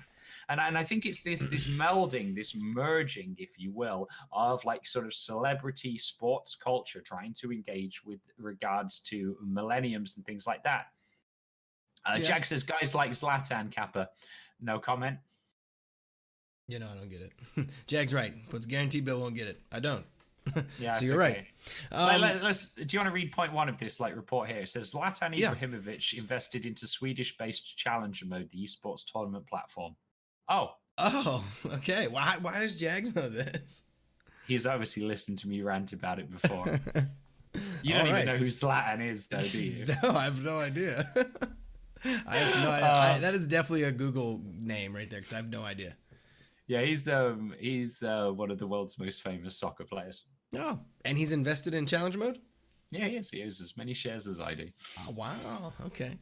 So that's amazing. Got on the list. All right, so the next one, and this is a bigger one, I think, even though, how big Drake is. I think this is a bigger one. Michael Jordan. Michael Jordan is getting into, I don't know how to actually pronounce this, Axiomatic? Axiomatic. I mean, that's the org that owns Team Liquid and other different teams. They're putting in, Michael Jordan is putting in $26 million into this investment, which is insane. It's a lot of money. That's a lot of money. $26 million for this investment. And I'm very curious to see what they're going to actually do with this investment. I have a super long article here that I was trying to go through while we were I kind of put myself on this one. I didn't get to go through the whole article to see if they break down what actually is going to be used with the investment. Are they building a lot of times teams whenever they get investments, I mean, there've never been many that are on this level, but they build a new practice area, or they upgrade like traveling, like a bus for the team or something like that. I haven't seen what they're going to do with this 26 million, but what are your takes on Michael Jordan, the biggest basketball player, getting him? He's also the owner of the what team is it? The Charlotte Hornets, the NBA team, the Hornets. What are your takes on him getting into an esport organization as well with a $26 million investment? I'm not surprised in the slightest. What was it like? 50% of the NBA teams within America right now have some involvement with regards to esports in some way, shape, or form. It was only a matter of time before someone like Jordan got involved in the industry or in the space. I personally think that he has picked the best organization to go into right now. I agree. I know that a lot of people are like, TSM, and all of these kinds of things, but straight up with you, Team Liquid 112 Steve is one of the most savage but savvy businessmen that are out there within the esports space right now. Truly understands the value and the power of his team, and also the power and the value of investment that goes into it. Right. Liquid, and I need to check this right now. There is a part of me that thinks Liquid don't own an Overwatch team, do they? Don't they? Well, I'm you just have having a to. look. Well, you know they're probably going to get into it now. See, one of the problems is because all of the Overwatch teams have had to come up with their own names. For example, Cloud9's ownership of the London franchise is London Spitfires. Right. I can't remember whether Steve bought into an Overwatch slot. So and I'll need to double check on that. I can't remember off the top of my head, and I don't want to lie to you guys in the lobby, but I do wonder whether that would be a thing. The other thing is presuming he does own an Overwatch team. As of 2020, all of the Overwatch teams are going to be required to have their own location for playing games. Really? Yeah. I did not know that. So like a stadium. Yeah, like a stadium. It doesn't necessarily need to be freaking Staples Center. Well, right. It doesn't have to be massive like that, but they are required to have a home field. A home, basically a home field, because the intention of 2020, they think they used to have an Overwatch team. I mean Overwatch World League, Jonas. Maybe you can Google it for me. Does Liquid have an Overwatch World League franchise? Which one is it? Because I can't remember off the top of my head.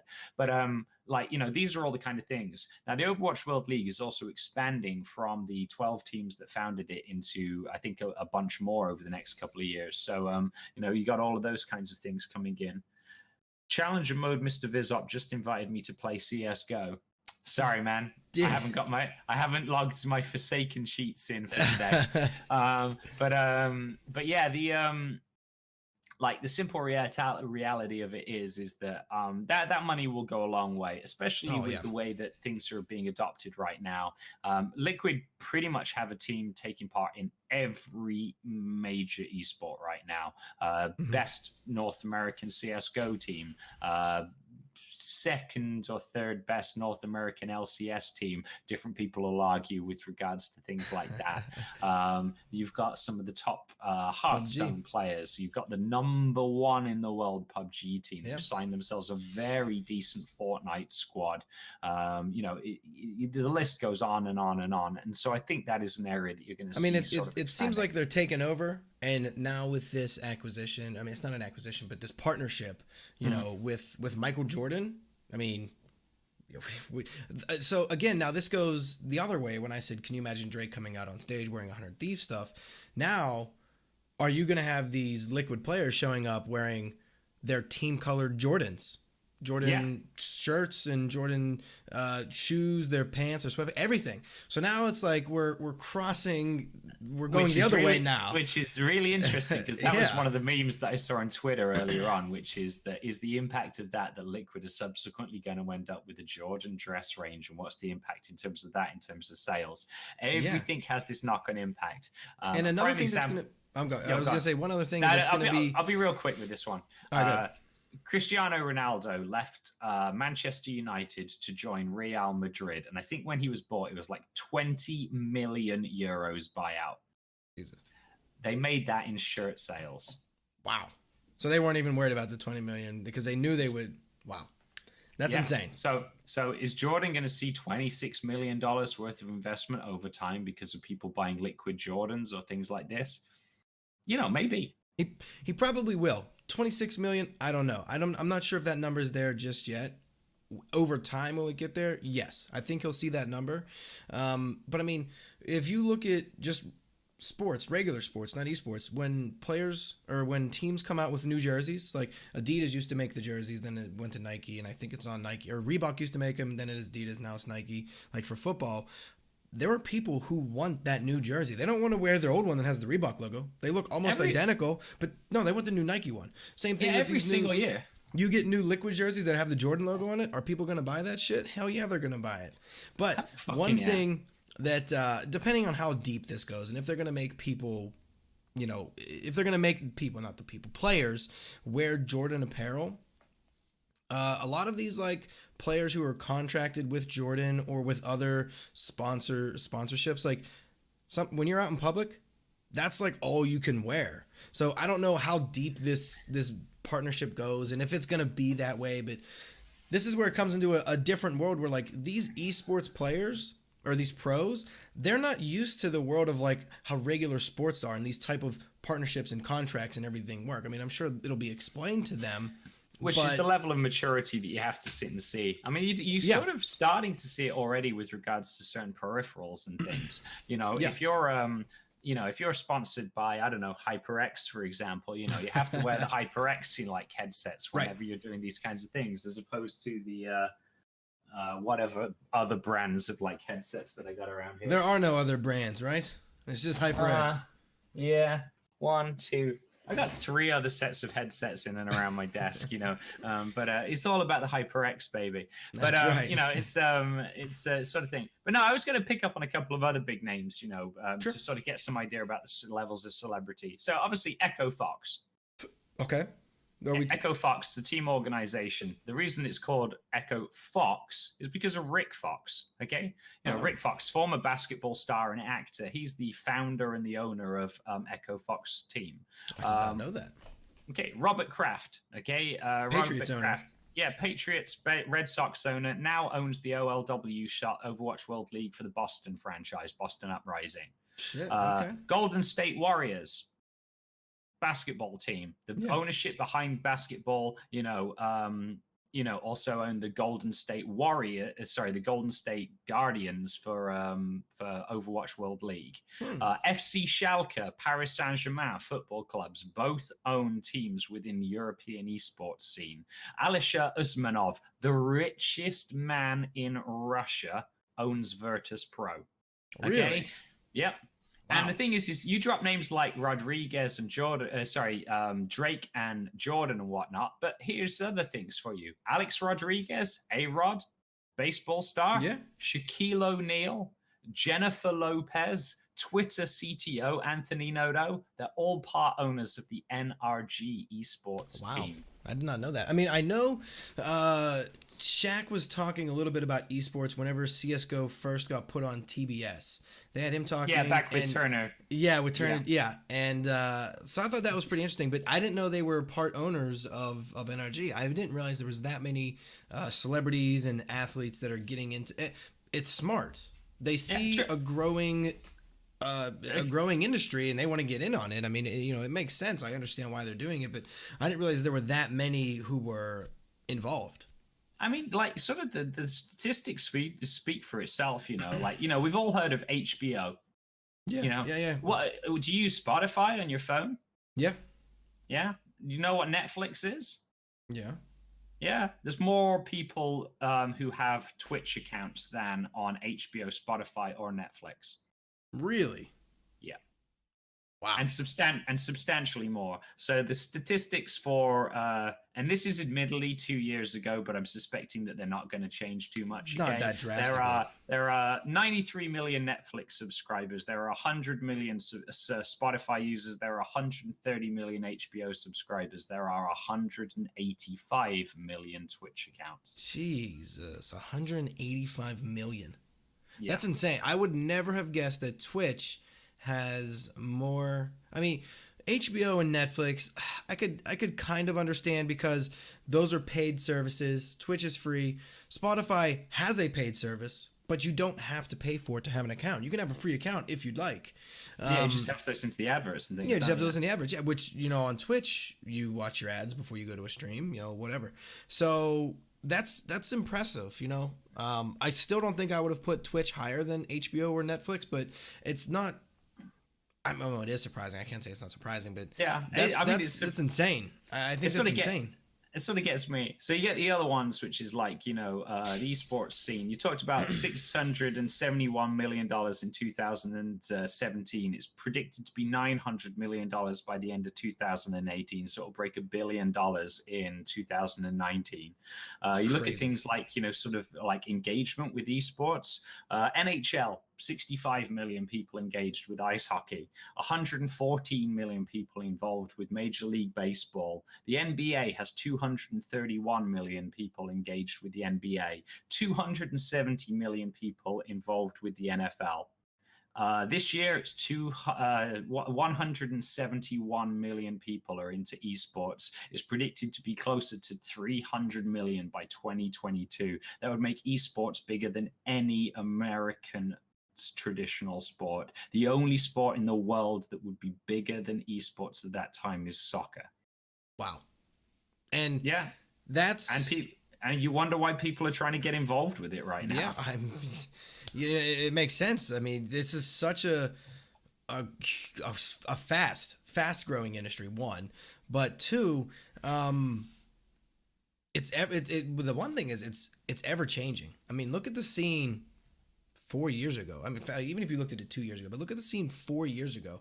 How small tournaments were, how small games were, viewer numbers. Things have just progressively just. It's like a snowball. They've just started gathering and collecting, just getting bigger and bigger and rolling faster down that hill. I mean, it's insane how quickly things have changed in a very short period of time. And yeah, I mean, the prediction that you saw, what, by 2022, you said it's going to have? Yeah, 2022, they're predicting that it's probably going to be close to double the numbers that we're looking at about now. Roughly speaking, esports has been growing proportionally about anywhere between 20 and 25% year on year, both in terms of viewership, money coming into the industry. That's crazy returns. Yada, yada, yada. Like 20 to 25% year on year. So by 2022, which is 4 years time, I'd expect it to be somewhere in the region of about 80 to 85% larger than it is now, which brings you up to your sort of near as damn it 300 million figure. I can't imagine any other industry right now, sporting industry, we'll say, is hitting any of those type of returns. 20 to 25%? Nowhere near. In fact, most traditional sports are actually leaching numbers and losing numbers, not growing. Yeah, I could imagine. Yeah. I mean, yeah. Esports is one of the top 10 largest growing industries in the world right now, depending on how you measure it. Those statistics were backed by both Forbes and Goldman Sachs earlier on this year. And to give you some sort of like perspective on that, the only industries that are growing in a similar way are the construction industries, noticeably in certain areas of the world. And by that, I mean the developing countries. So, right. For example, the construction industry in, say, somewhere like Qatar. Okay. Because Qatar has basically doubled in population in like 10 years. And funnily enough, you have to build a lot of buildings to sort of cope with that. Okay. I mean, the other one that gets thrown around all the time is like the sort of the artificial intelligence industry and the Bitcoin revolution.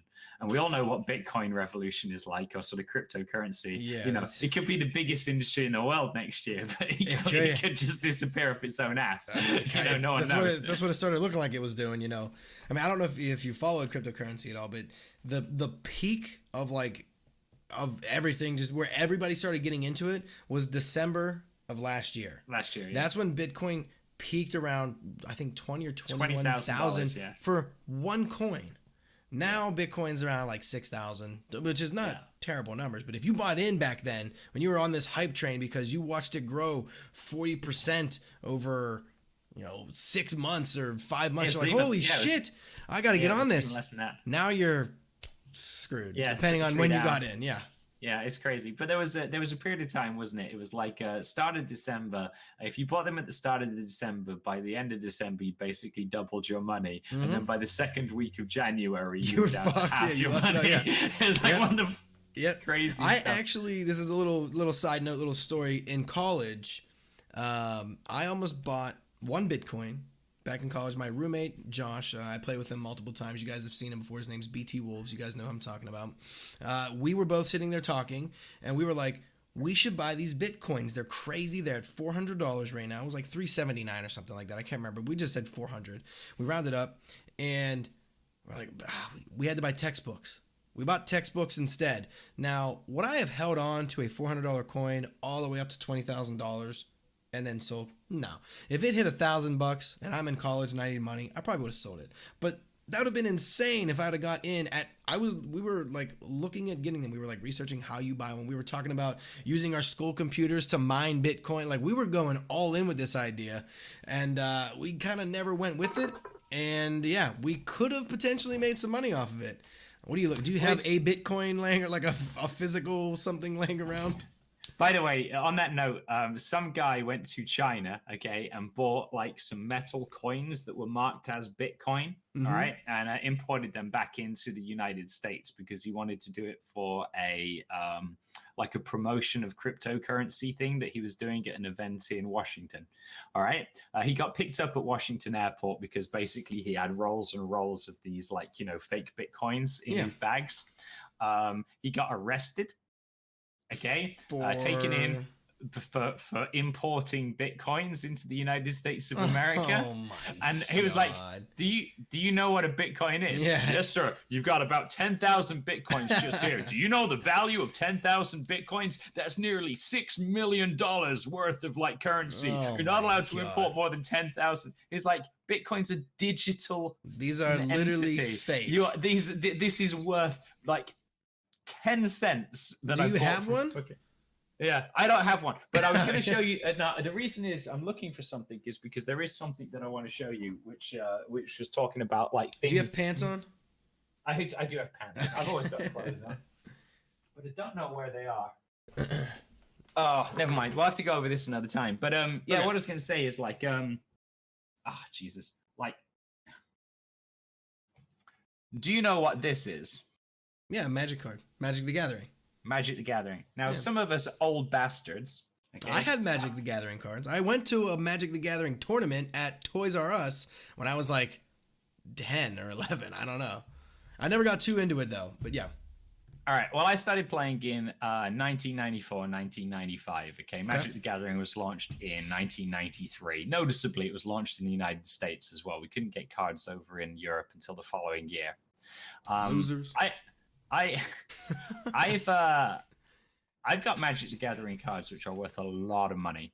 I have a friend at work that collects them. He went to a Magic the Gathering tournament. He missed the Championship Arena tournament last weekend because he went to one in Pittsburgh and he won a card that's worth $6,000 or something. I don't know what the hell it is. I have no idea what it is. He was trying to explain it to me and I was like, sell it? He was like, oh, I'm going to. And I was like, all right, like, you know. But he's like, I got a few of these cards at home. Like, this dude's got like $30,000 in cards or some shit, like something crazy. And he's just holding on to them. I actually haven't checked the value on one of my cards. Let me go and have a look. look. Do you have now. that kind of money in cards laying around? No comment. No. Just curious, Daniel, where do you live? Your address. And when are you going to be away from your house? Let's just have a look. So I'm going to a website called cardkingdom.com. I'm not sponsored by cardkingdom.com. I am. But yeah, one of the cards that I've got they've got near mint, excellent, very good, and good condition. I would say that my card is in somewhere between very good and good condition. So it's worth about $8,000. Jesus. 8,000. And why do you hold on to it? Because it's going up, or because the prices aren't coming down, man. Okay. That's insane. I got 4 of them.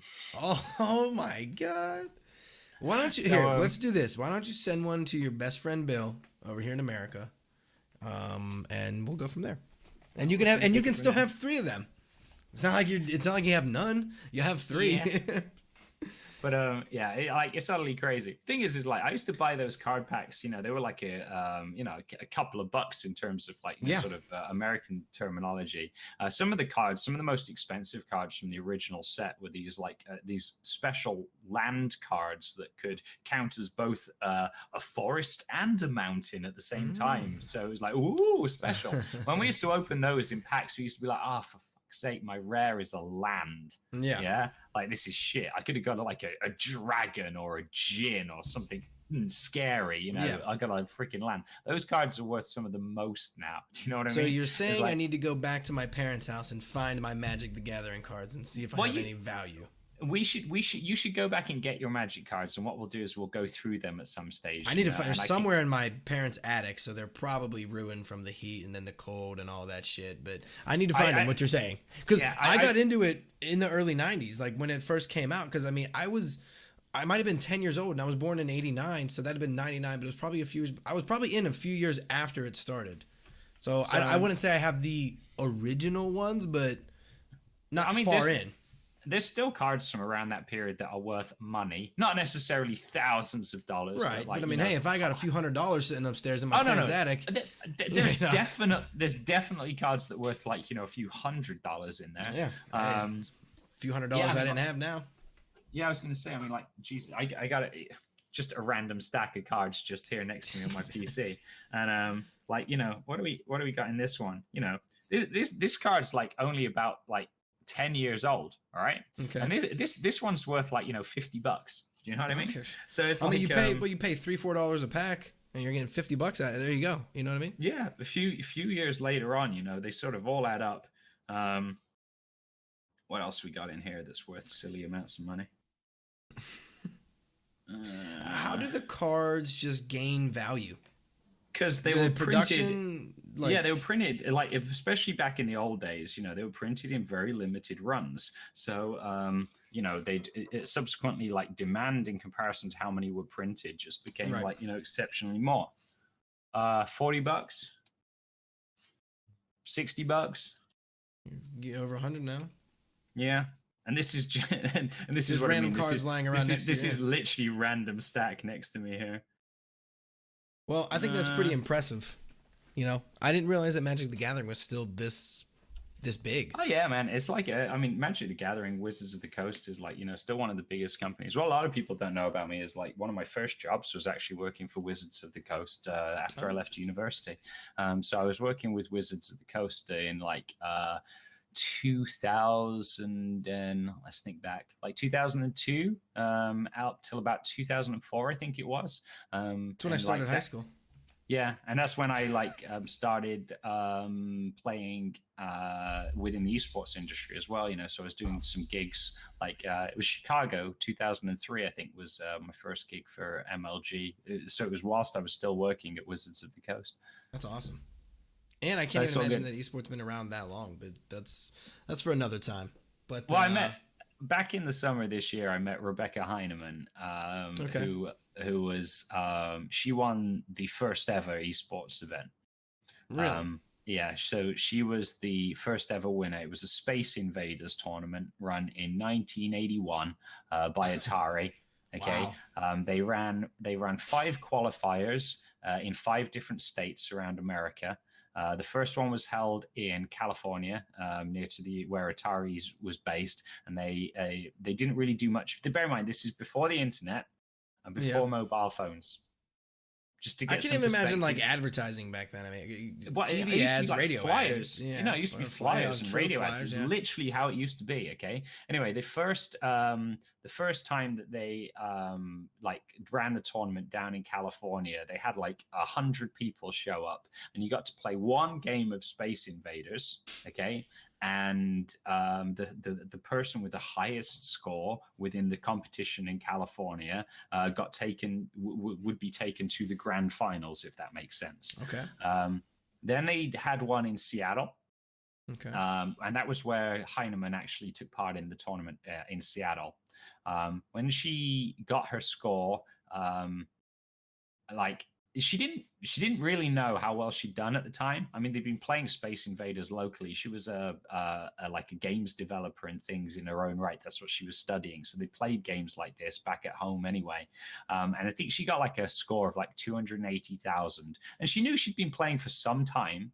But the thing about Space Invaders is that because of the way it was coded, you could tell within like the first half a second what the pattern of the creatures were going to be. Really? And basically, once you cleared your way through a wave, when the next set came down, you could see, oh, there's one there and there's one there. That's this pattern. And so basically, you could keep going to defend your base. So if you knew the patterns, you'd be able to get away with what you were doing, if that makes sense. Yeah. Anyway, after the tournament, after she'd finished her go, a couple of guys came over to her and were like, do you mind if we don't like advertise your score until all of the rounds have been completed? She was like, why? Is it that bad? And they were like, no.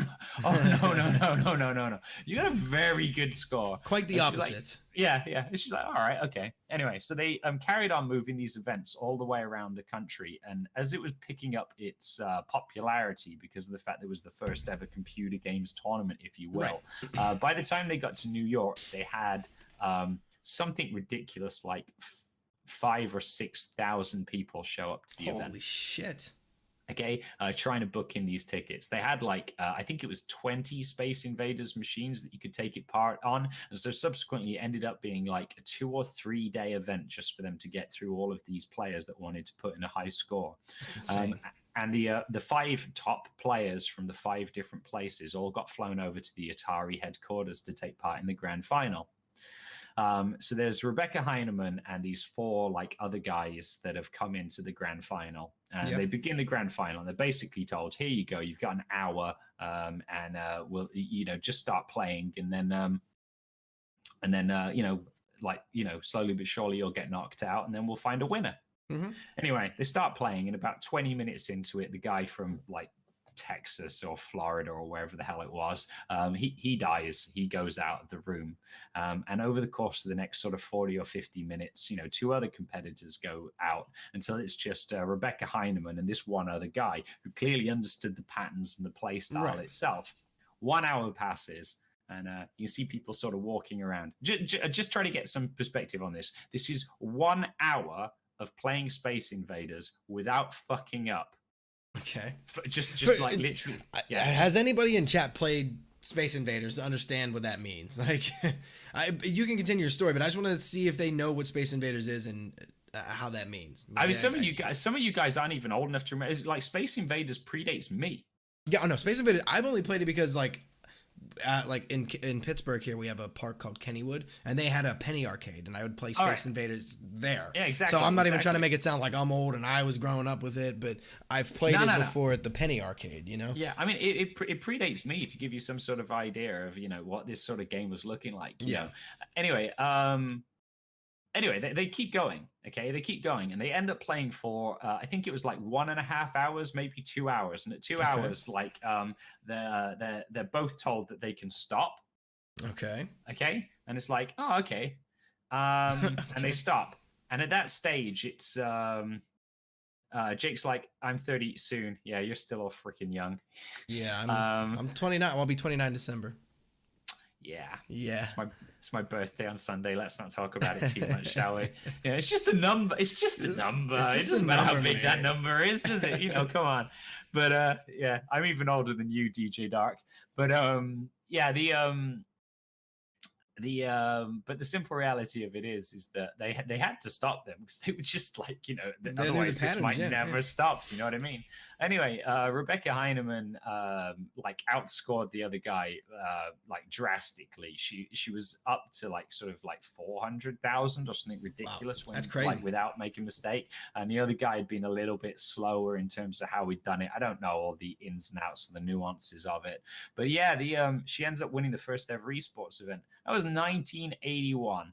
That's insane. That was that far back. I wasn't even born then. Yeah, no. I mean, like, it's the year I was born, man. So, like, it's a long freaking time ago. So, jeez. Yeah, and it goes to show you all. And I mean, I can't believe esports has been around for that long. But I mean, the real prevalence of it obviously has been in the last 10 years, 10, 12 years. I mean, I'd say the last decade. I mean, realistically, like, the history of esports.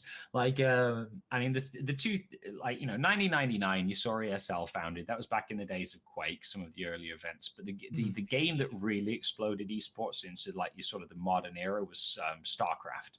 Okay? Yeah. Noticeably in Korea. It was freaking huge there. Sort of like almost like a fad in some respects. How like, Pokemon cards were really popular for a short period of time and then disappeared. And like, Pokemon Go, for example, would be actually a much better example of Very good example. It was like freaking huge for like a year. And then, then everyone was like, oh yeah, shit, that's right. I have to have a life. But I actually just drove past a building 2 weeks ago that said Pokemon Go players are welcome here. And I was like, is this still relevant? Who are you advertising to? Or you bring 2 people in to catch their Pokemon? I guess it was a gym or something. I don't know. You still have it? I see it up there. Yeah, I see it up there. But I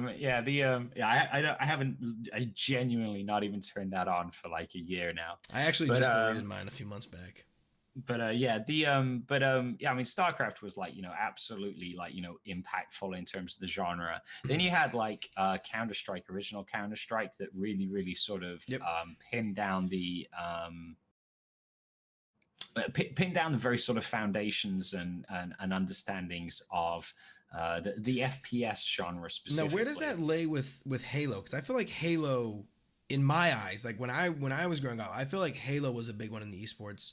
No, it's absolutely world. true. I mean, like, Because I remember like Mountain Dew was sponsoring it and all this shit, and it was like, we're gonna have these tournaments. I'm just like, dude, this is crazy. Like, people get paid to fucking play video games, like MLG, baby. MLG, yeah. But yeah. So like, yeah, you definitely had Halo and Quake. You know, they were like massive, impactful things. It was just sort of Counter Strike, like Halo and Quake. Paved the pathway for Counter Strike to pick up the mantle, if that makes sense. Yeah, when it came to FPS games, and Counter Strike. God, I'm trying to think the year that Counter Strike was like officially out. I want to say like 2004, 2005. I think. Yeah, somewhere in around that. Because fundamentally, Counter Strike was a mod built on like those very frameworks, if that makes sense. But I guess the big turn in terms of like esports as a whole would have been the. Are you going to Google it for me now? I did Google it for you right now. All right, November 8th. 2000. Was it 2000? 2000. Wow. According to Google. Yeah, that's okay. I think that's pretty early. Is that the official Valve release, or is that... That is according to Google, that is the Valve release for the original Xbox. November 8th. Okay. 2000. No, okay. Okay. I'll buy into that. It's a long time. We'll take it with a grain of salt. This is just a real quick Google search. I'm not digging real deep into it. No, that's all right. I mean, like, years blur into one, to be honest with you. And realistically, it was 1.6 before it really started to kick off anyway. Right. I mean, back in the early days of Counter-Strike, the esports, as we look at it, is kind of different, if that makes sense. So, like, it would have been WESG or...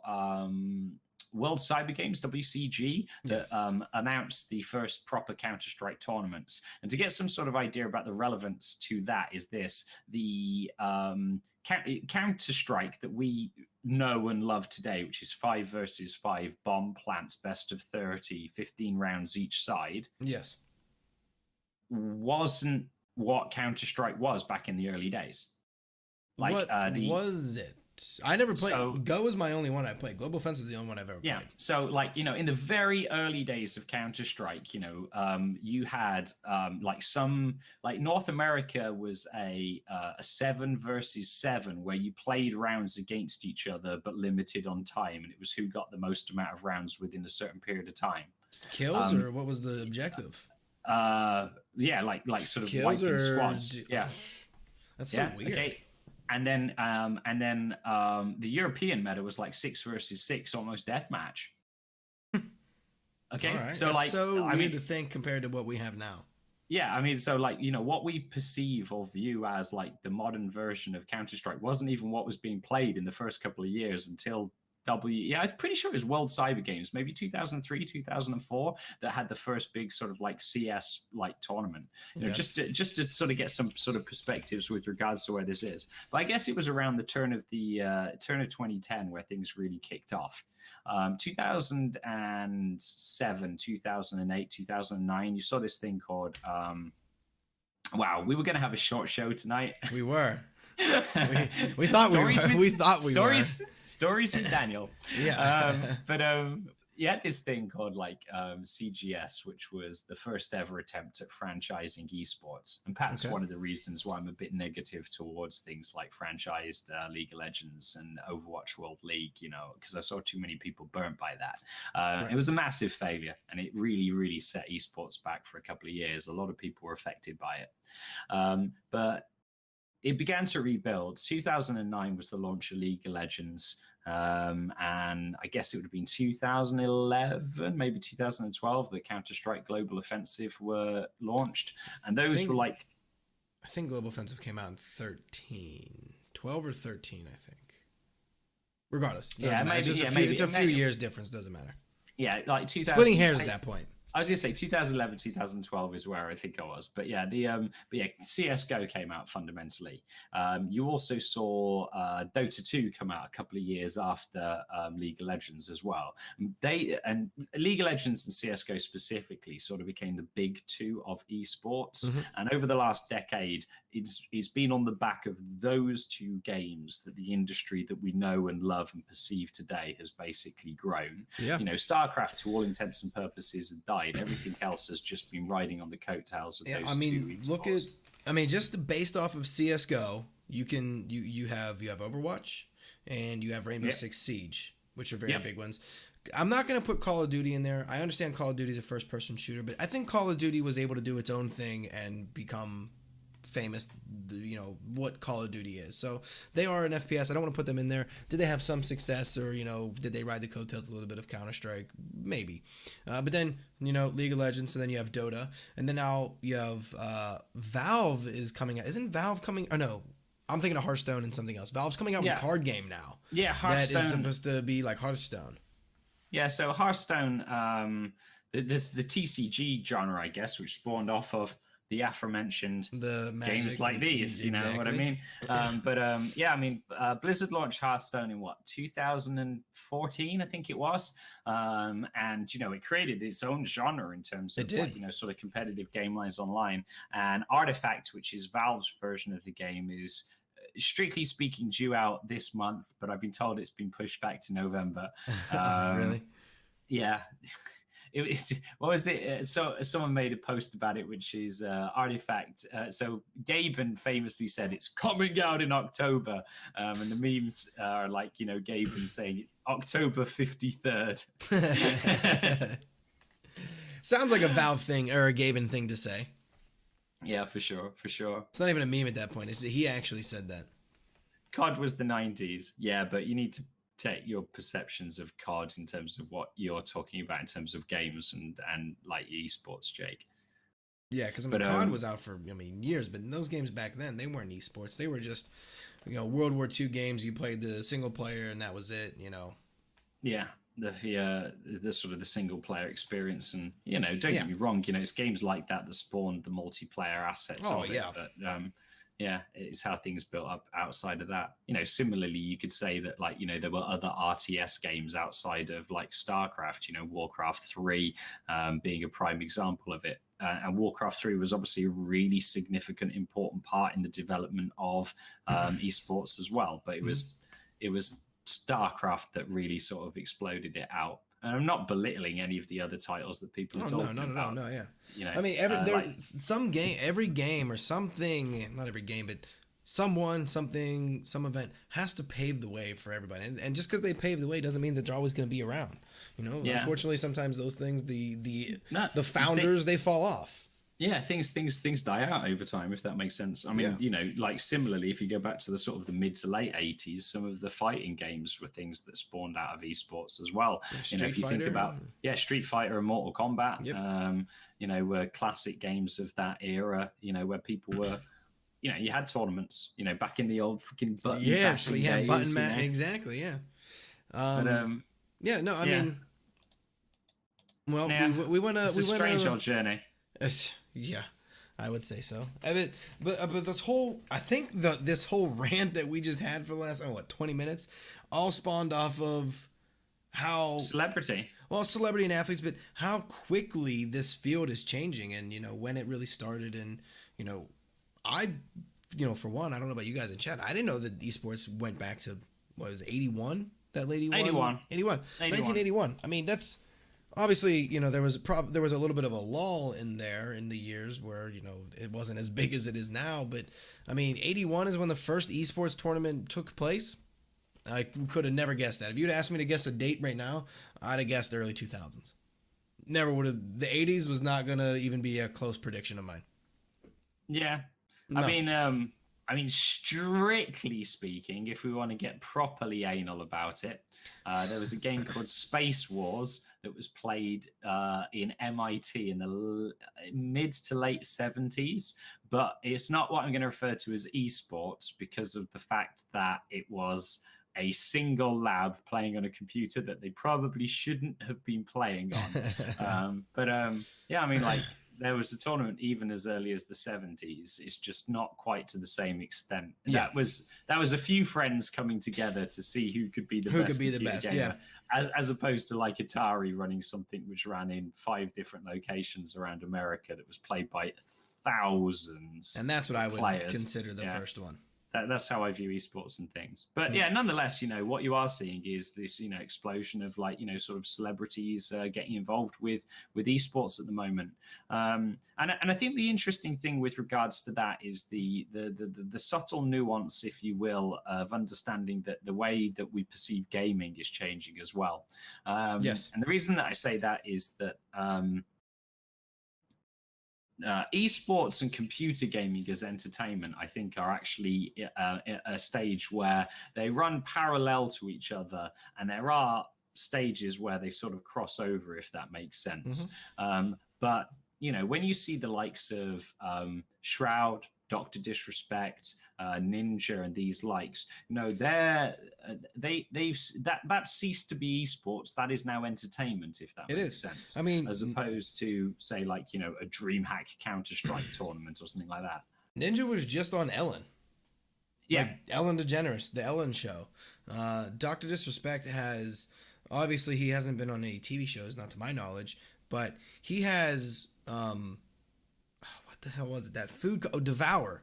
It's a frozen food company here in America. I don't know if it's in Europe or not, but he is partnered with Devour, a random frozen food company where, like, what the hell? Like, he's breaking out of gaming. Like, of course he has his G Fuel, all that kind of stuff, but he went out into the world and got something else. He's sponsored by Gillette Shave Club. Like, we're starting. That's right, babe. We're starting to break out, or these people are starting to cross over now. These streamers are starting to cross over from the gaming world to the entertainment world, and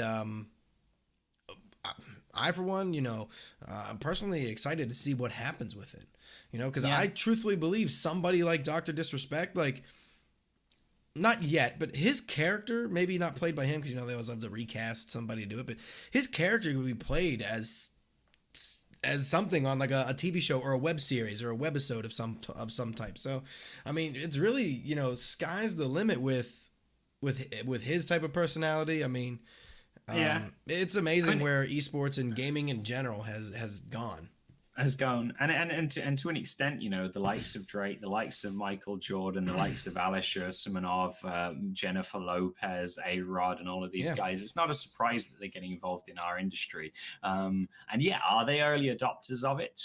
To an extent, yeah. I'd argue that some of them were earlier adopters than others. Maybe these are just followers now. But the reality is that, when you see the success of what's going on in the industry, that's why people are getting involved. You talk about like sort of brands associated with entertainers like Dr. Disrespect, but if you think of non-endemic companies that are within the the sort of the esports space now, it's not a surprise to see those kind of things going on as well, because when you've got like McDonald's, Taco Bell, Mountain Dew, Pepsi, Coca-Cola, Pizza Hut, Red Bull, Monster, Pringles, Philips, Turkish Airlines, Asia Airlines, Alibaba, Zippo, Dolby, Uber, HTC, 20th Century Fox, HBO, Sony Pictures, Orange, Telia, Telenor, there's just all of these kinds of brands, like, which are non-endemic to the esports industry, getting involved with it. And many of these continuing to re-sign into new sort of like, I mean, they see the potential. They see how but they're also seeing the returns. Well, I mean, they are. Yeah. I mean, they definitely are. Like, I mean, like, look what Mountain Dew and Call of Duty do. You buy Mountain Dew, you get a double XP code under the cap. And they've been doing that for years. This isn't anything new. But I mean, Mountain Dew, I feel like, I don't know if they started it. I know I started noticing that first in terms of like, brands that are not related to gaming at all coming over into the gaming world. Doritos now does it, but I think Doritos and Mountain Dew might be owned by the same company. Or maybe they just both do the same marketing type of things. But Doritos now does it. I mean, like you said, Taco Bell, they're always giving away games. They're giving, if you come by this double chalupa box or whatever, you go in a fucking Xbox or PS4 or whatever, like, and they're also sponsoring events. Like, it's crazy how many companies are coming into the gaming world, esports. Yeah, it is. I mean, went back when I was working for Hawthorne Gate, we flew over to Moscow in Russia to introduce Pringles to Moscow 5. You've got Coca-Cola that has sponsored, Riot Games, Gillette sponsoring, you talk about Dr. Disrespect, but Gillette are a major sponsor for TSM, for example. Really?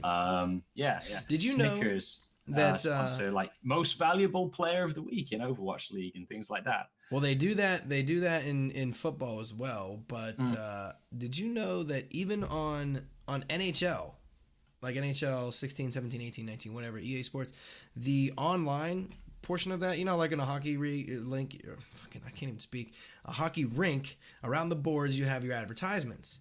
Yeah, of course. Those aren't ads that they just place there. People paid to have their ad in a video game online. That's insane. Yeah, like they didn't model like that. Yeah, like it's like they're not modeling your hometown's ice hockey rink. No, people bought those advertisement spots for a video game online. Just goes to show you. Yeah. Anyway, look, I think stories with Bill and Daniel might have gone on long enough today. A little longer than we wanted to go. Someone's got a long trip to do tomorrow anyway, haven't they? Yeah. And remember, we were keeping this to just an hour, so we ran over by another hour and 13 minutes. 2 hours and now 14 minutes, so... A small fry in the whole scheme of things. That's just how it goes. Well, man, you said let's speak for an hour, then maybe I'll do an hour of something else, and then I need to really pack and get myself ready for my trip. Yes. Because where you foxtrotting Oscar to tomorrow? TwitchCon, going to California, San Jose, for all of you guys that are unaware, but I am very excited to go. This is my first time to California, first time to TwitchCon, so it should be a good time. If you guys are going to TwitchCon, let me know. We can definitely meet up. I'd like to meet as many different people as I can. I mean, I know there's a ton of people already going, but I would really love to meet some of my actual viewers, but I don't think many of you guys are attending, which is fine. But I'm going to be meeting a lot of other people, and I'm excited about it. Do I want to buy you a plane ticket? No. I'm not, man. I'm afraid I'm going to be stuck here.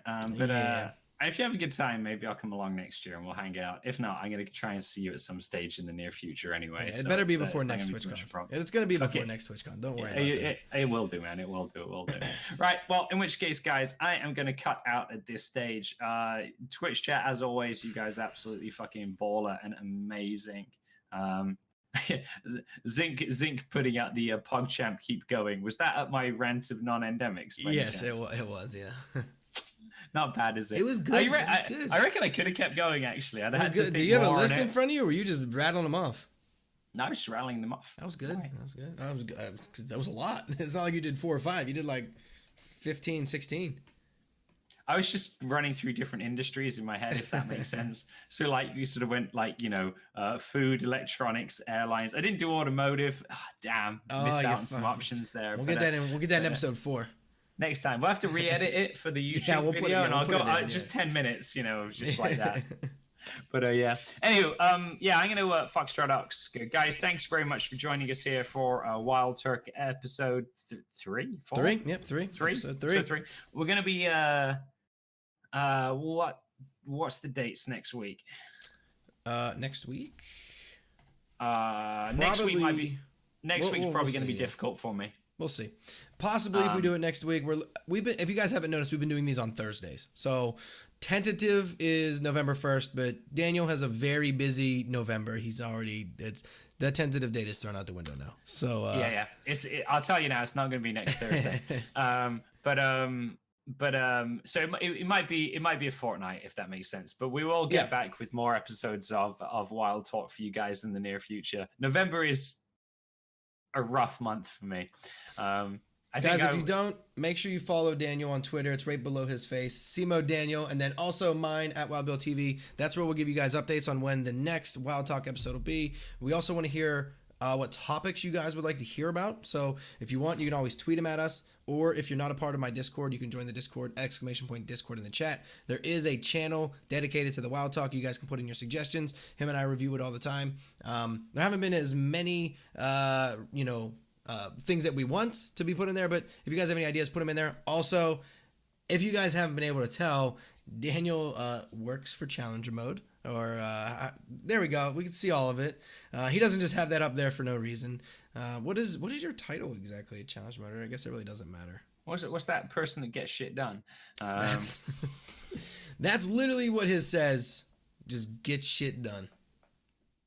What is challenge? Yeah, whatever. Just Google it. You can find out for yourself. Someone else commented on my method share as well, didn't they, earlier on? Yeah, I think Jake did. Maybe I think Was it was Jake. That was it Jake or someone? Yeah, I think so. I used to play for Method back in World of Warcraft. Did you? Yeah. I sometimes I don't know when you're being serious or not. No, they just sent me the chair. They just sent me the chair for free. Listen, a lot of people send you shit. All right, I don't know. Yeah, you'd be surprised, man. I was gonna say, but I used to play for a Method back in World of Warcraft through. He's a Method boy, just like Andy.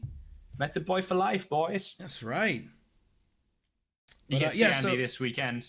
Don't go drinking with Andy Pyro, by the way. Is he gonna be at TwitchCon? I think he's going. Yeah. All right, you have a connection with him. You need to let him know that I want to have at least a beer. Was that some gang signs? Method boys for life. It's one of the other things we used to do. Once Method, always Method. Method boy for life. So that's what we always talk about.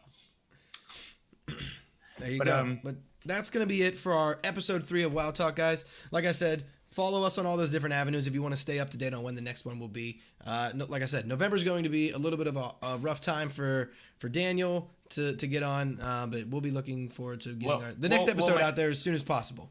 We will make time. We'll make time. Yes, that is for sure. we will. Anyway, Papa, guys, I'm not leaving, brother. Just Daniel's leaving. See you later, Daniel. You have a good night, and I'm sure we'll be talking over the weekend and stuff. I'll be messaging you and sending you pictures of TwitchCon. Yeah, nudes. No, sorry, pictures of Yeah, cool, man. I'll see you on the flip side. All right. All right. We'll see you later, Daniel. Good night, everyone. Oh, I don't even have my face cam up on this screen.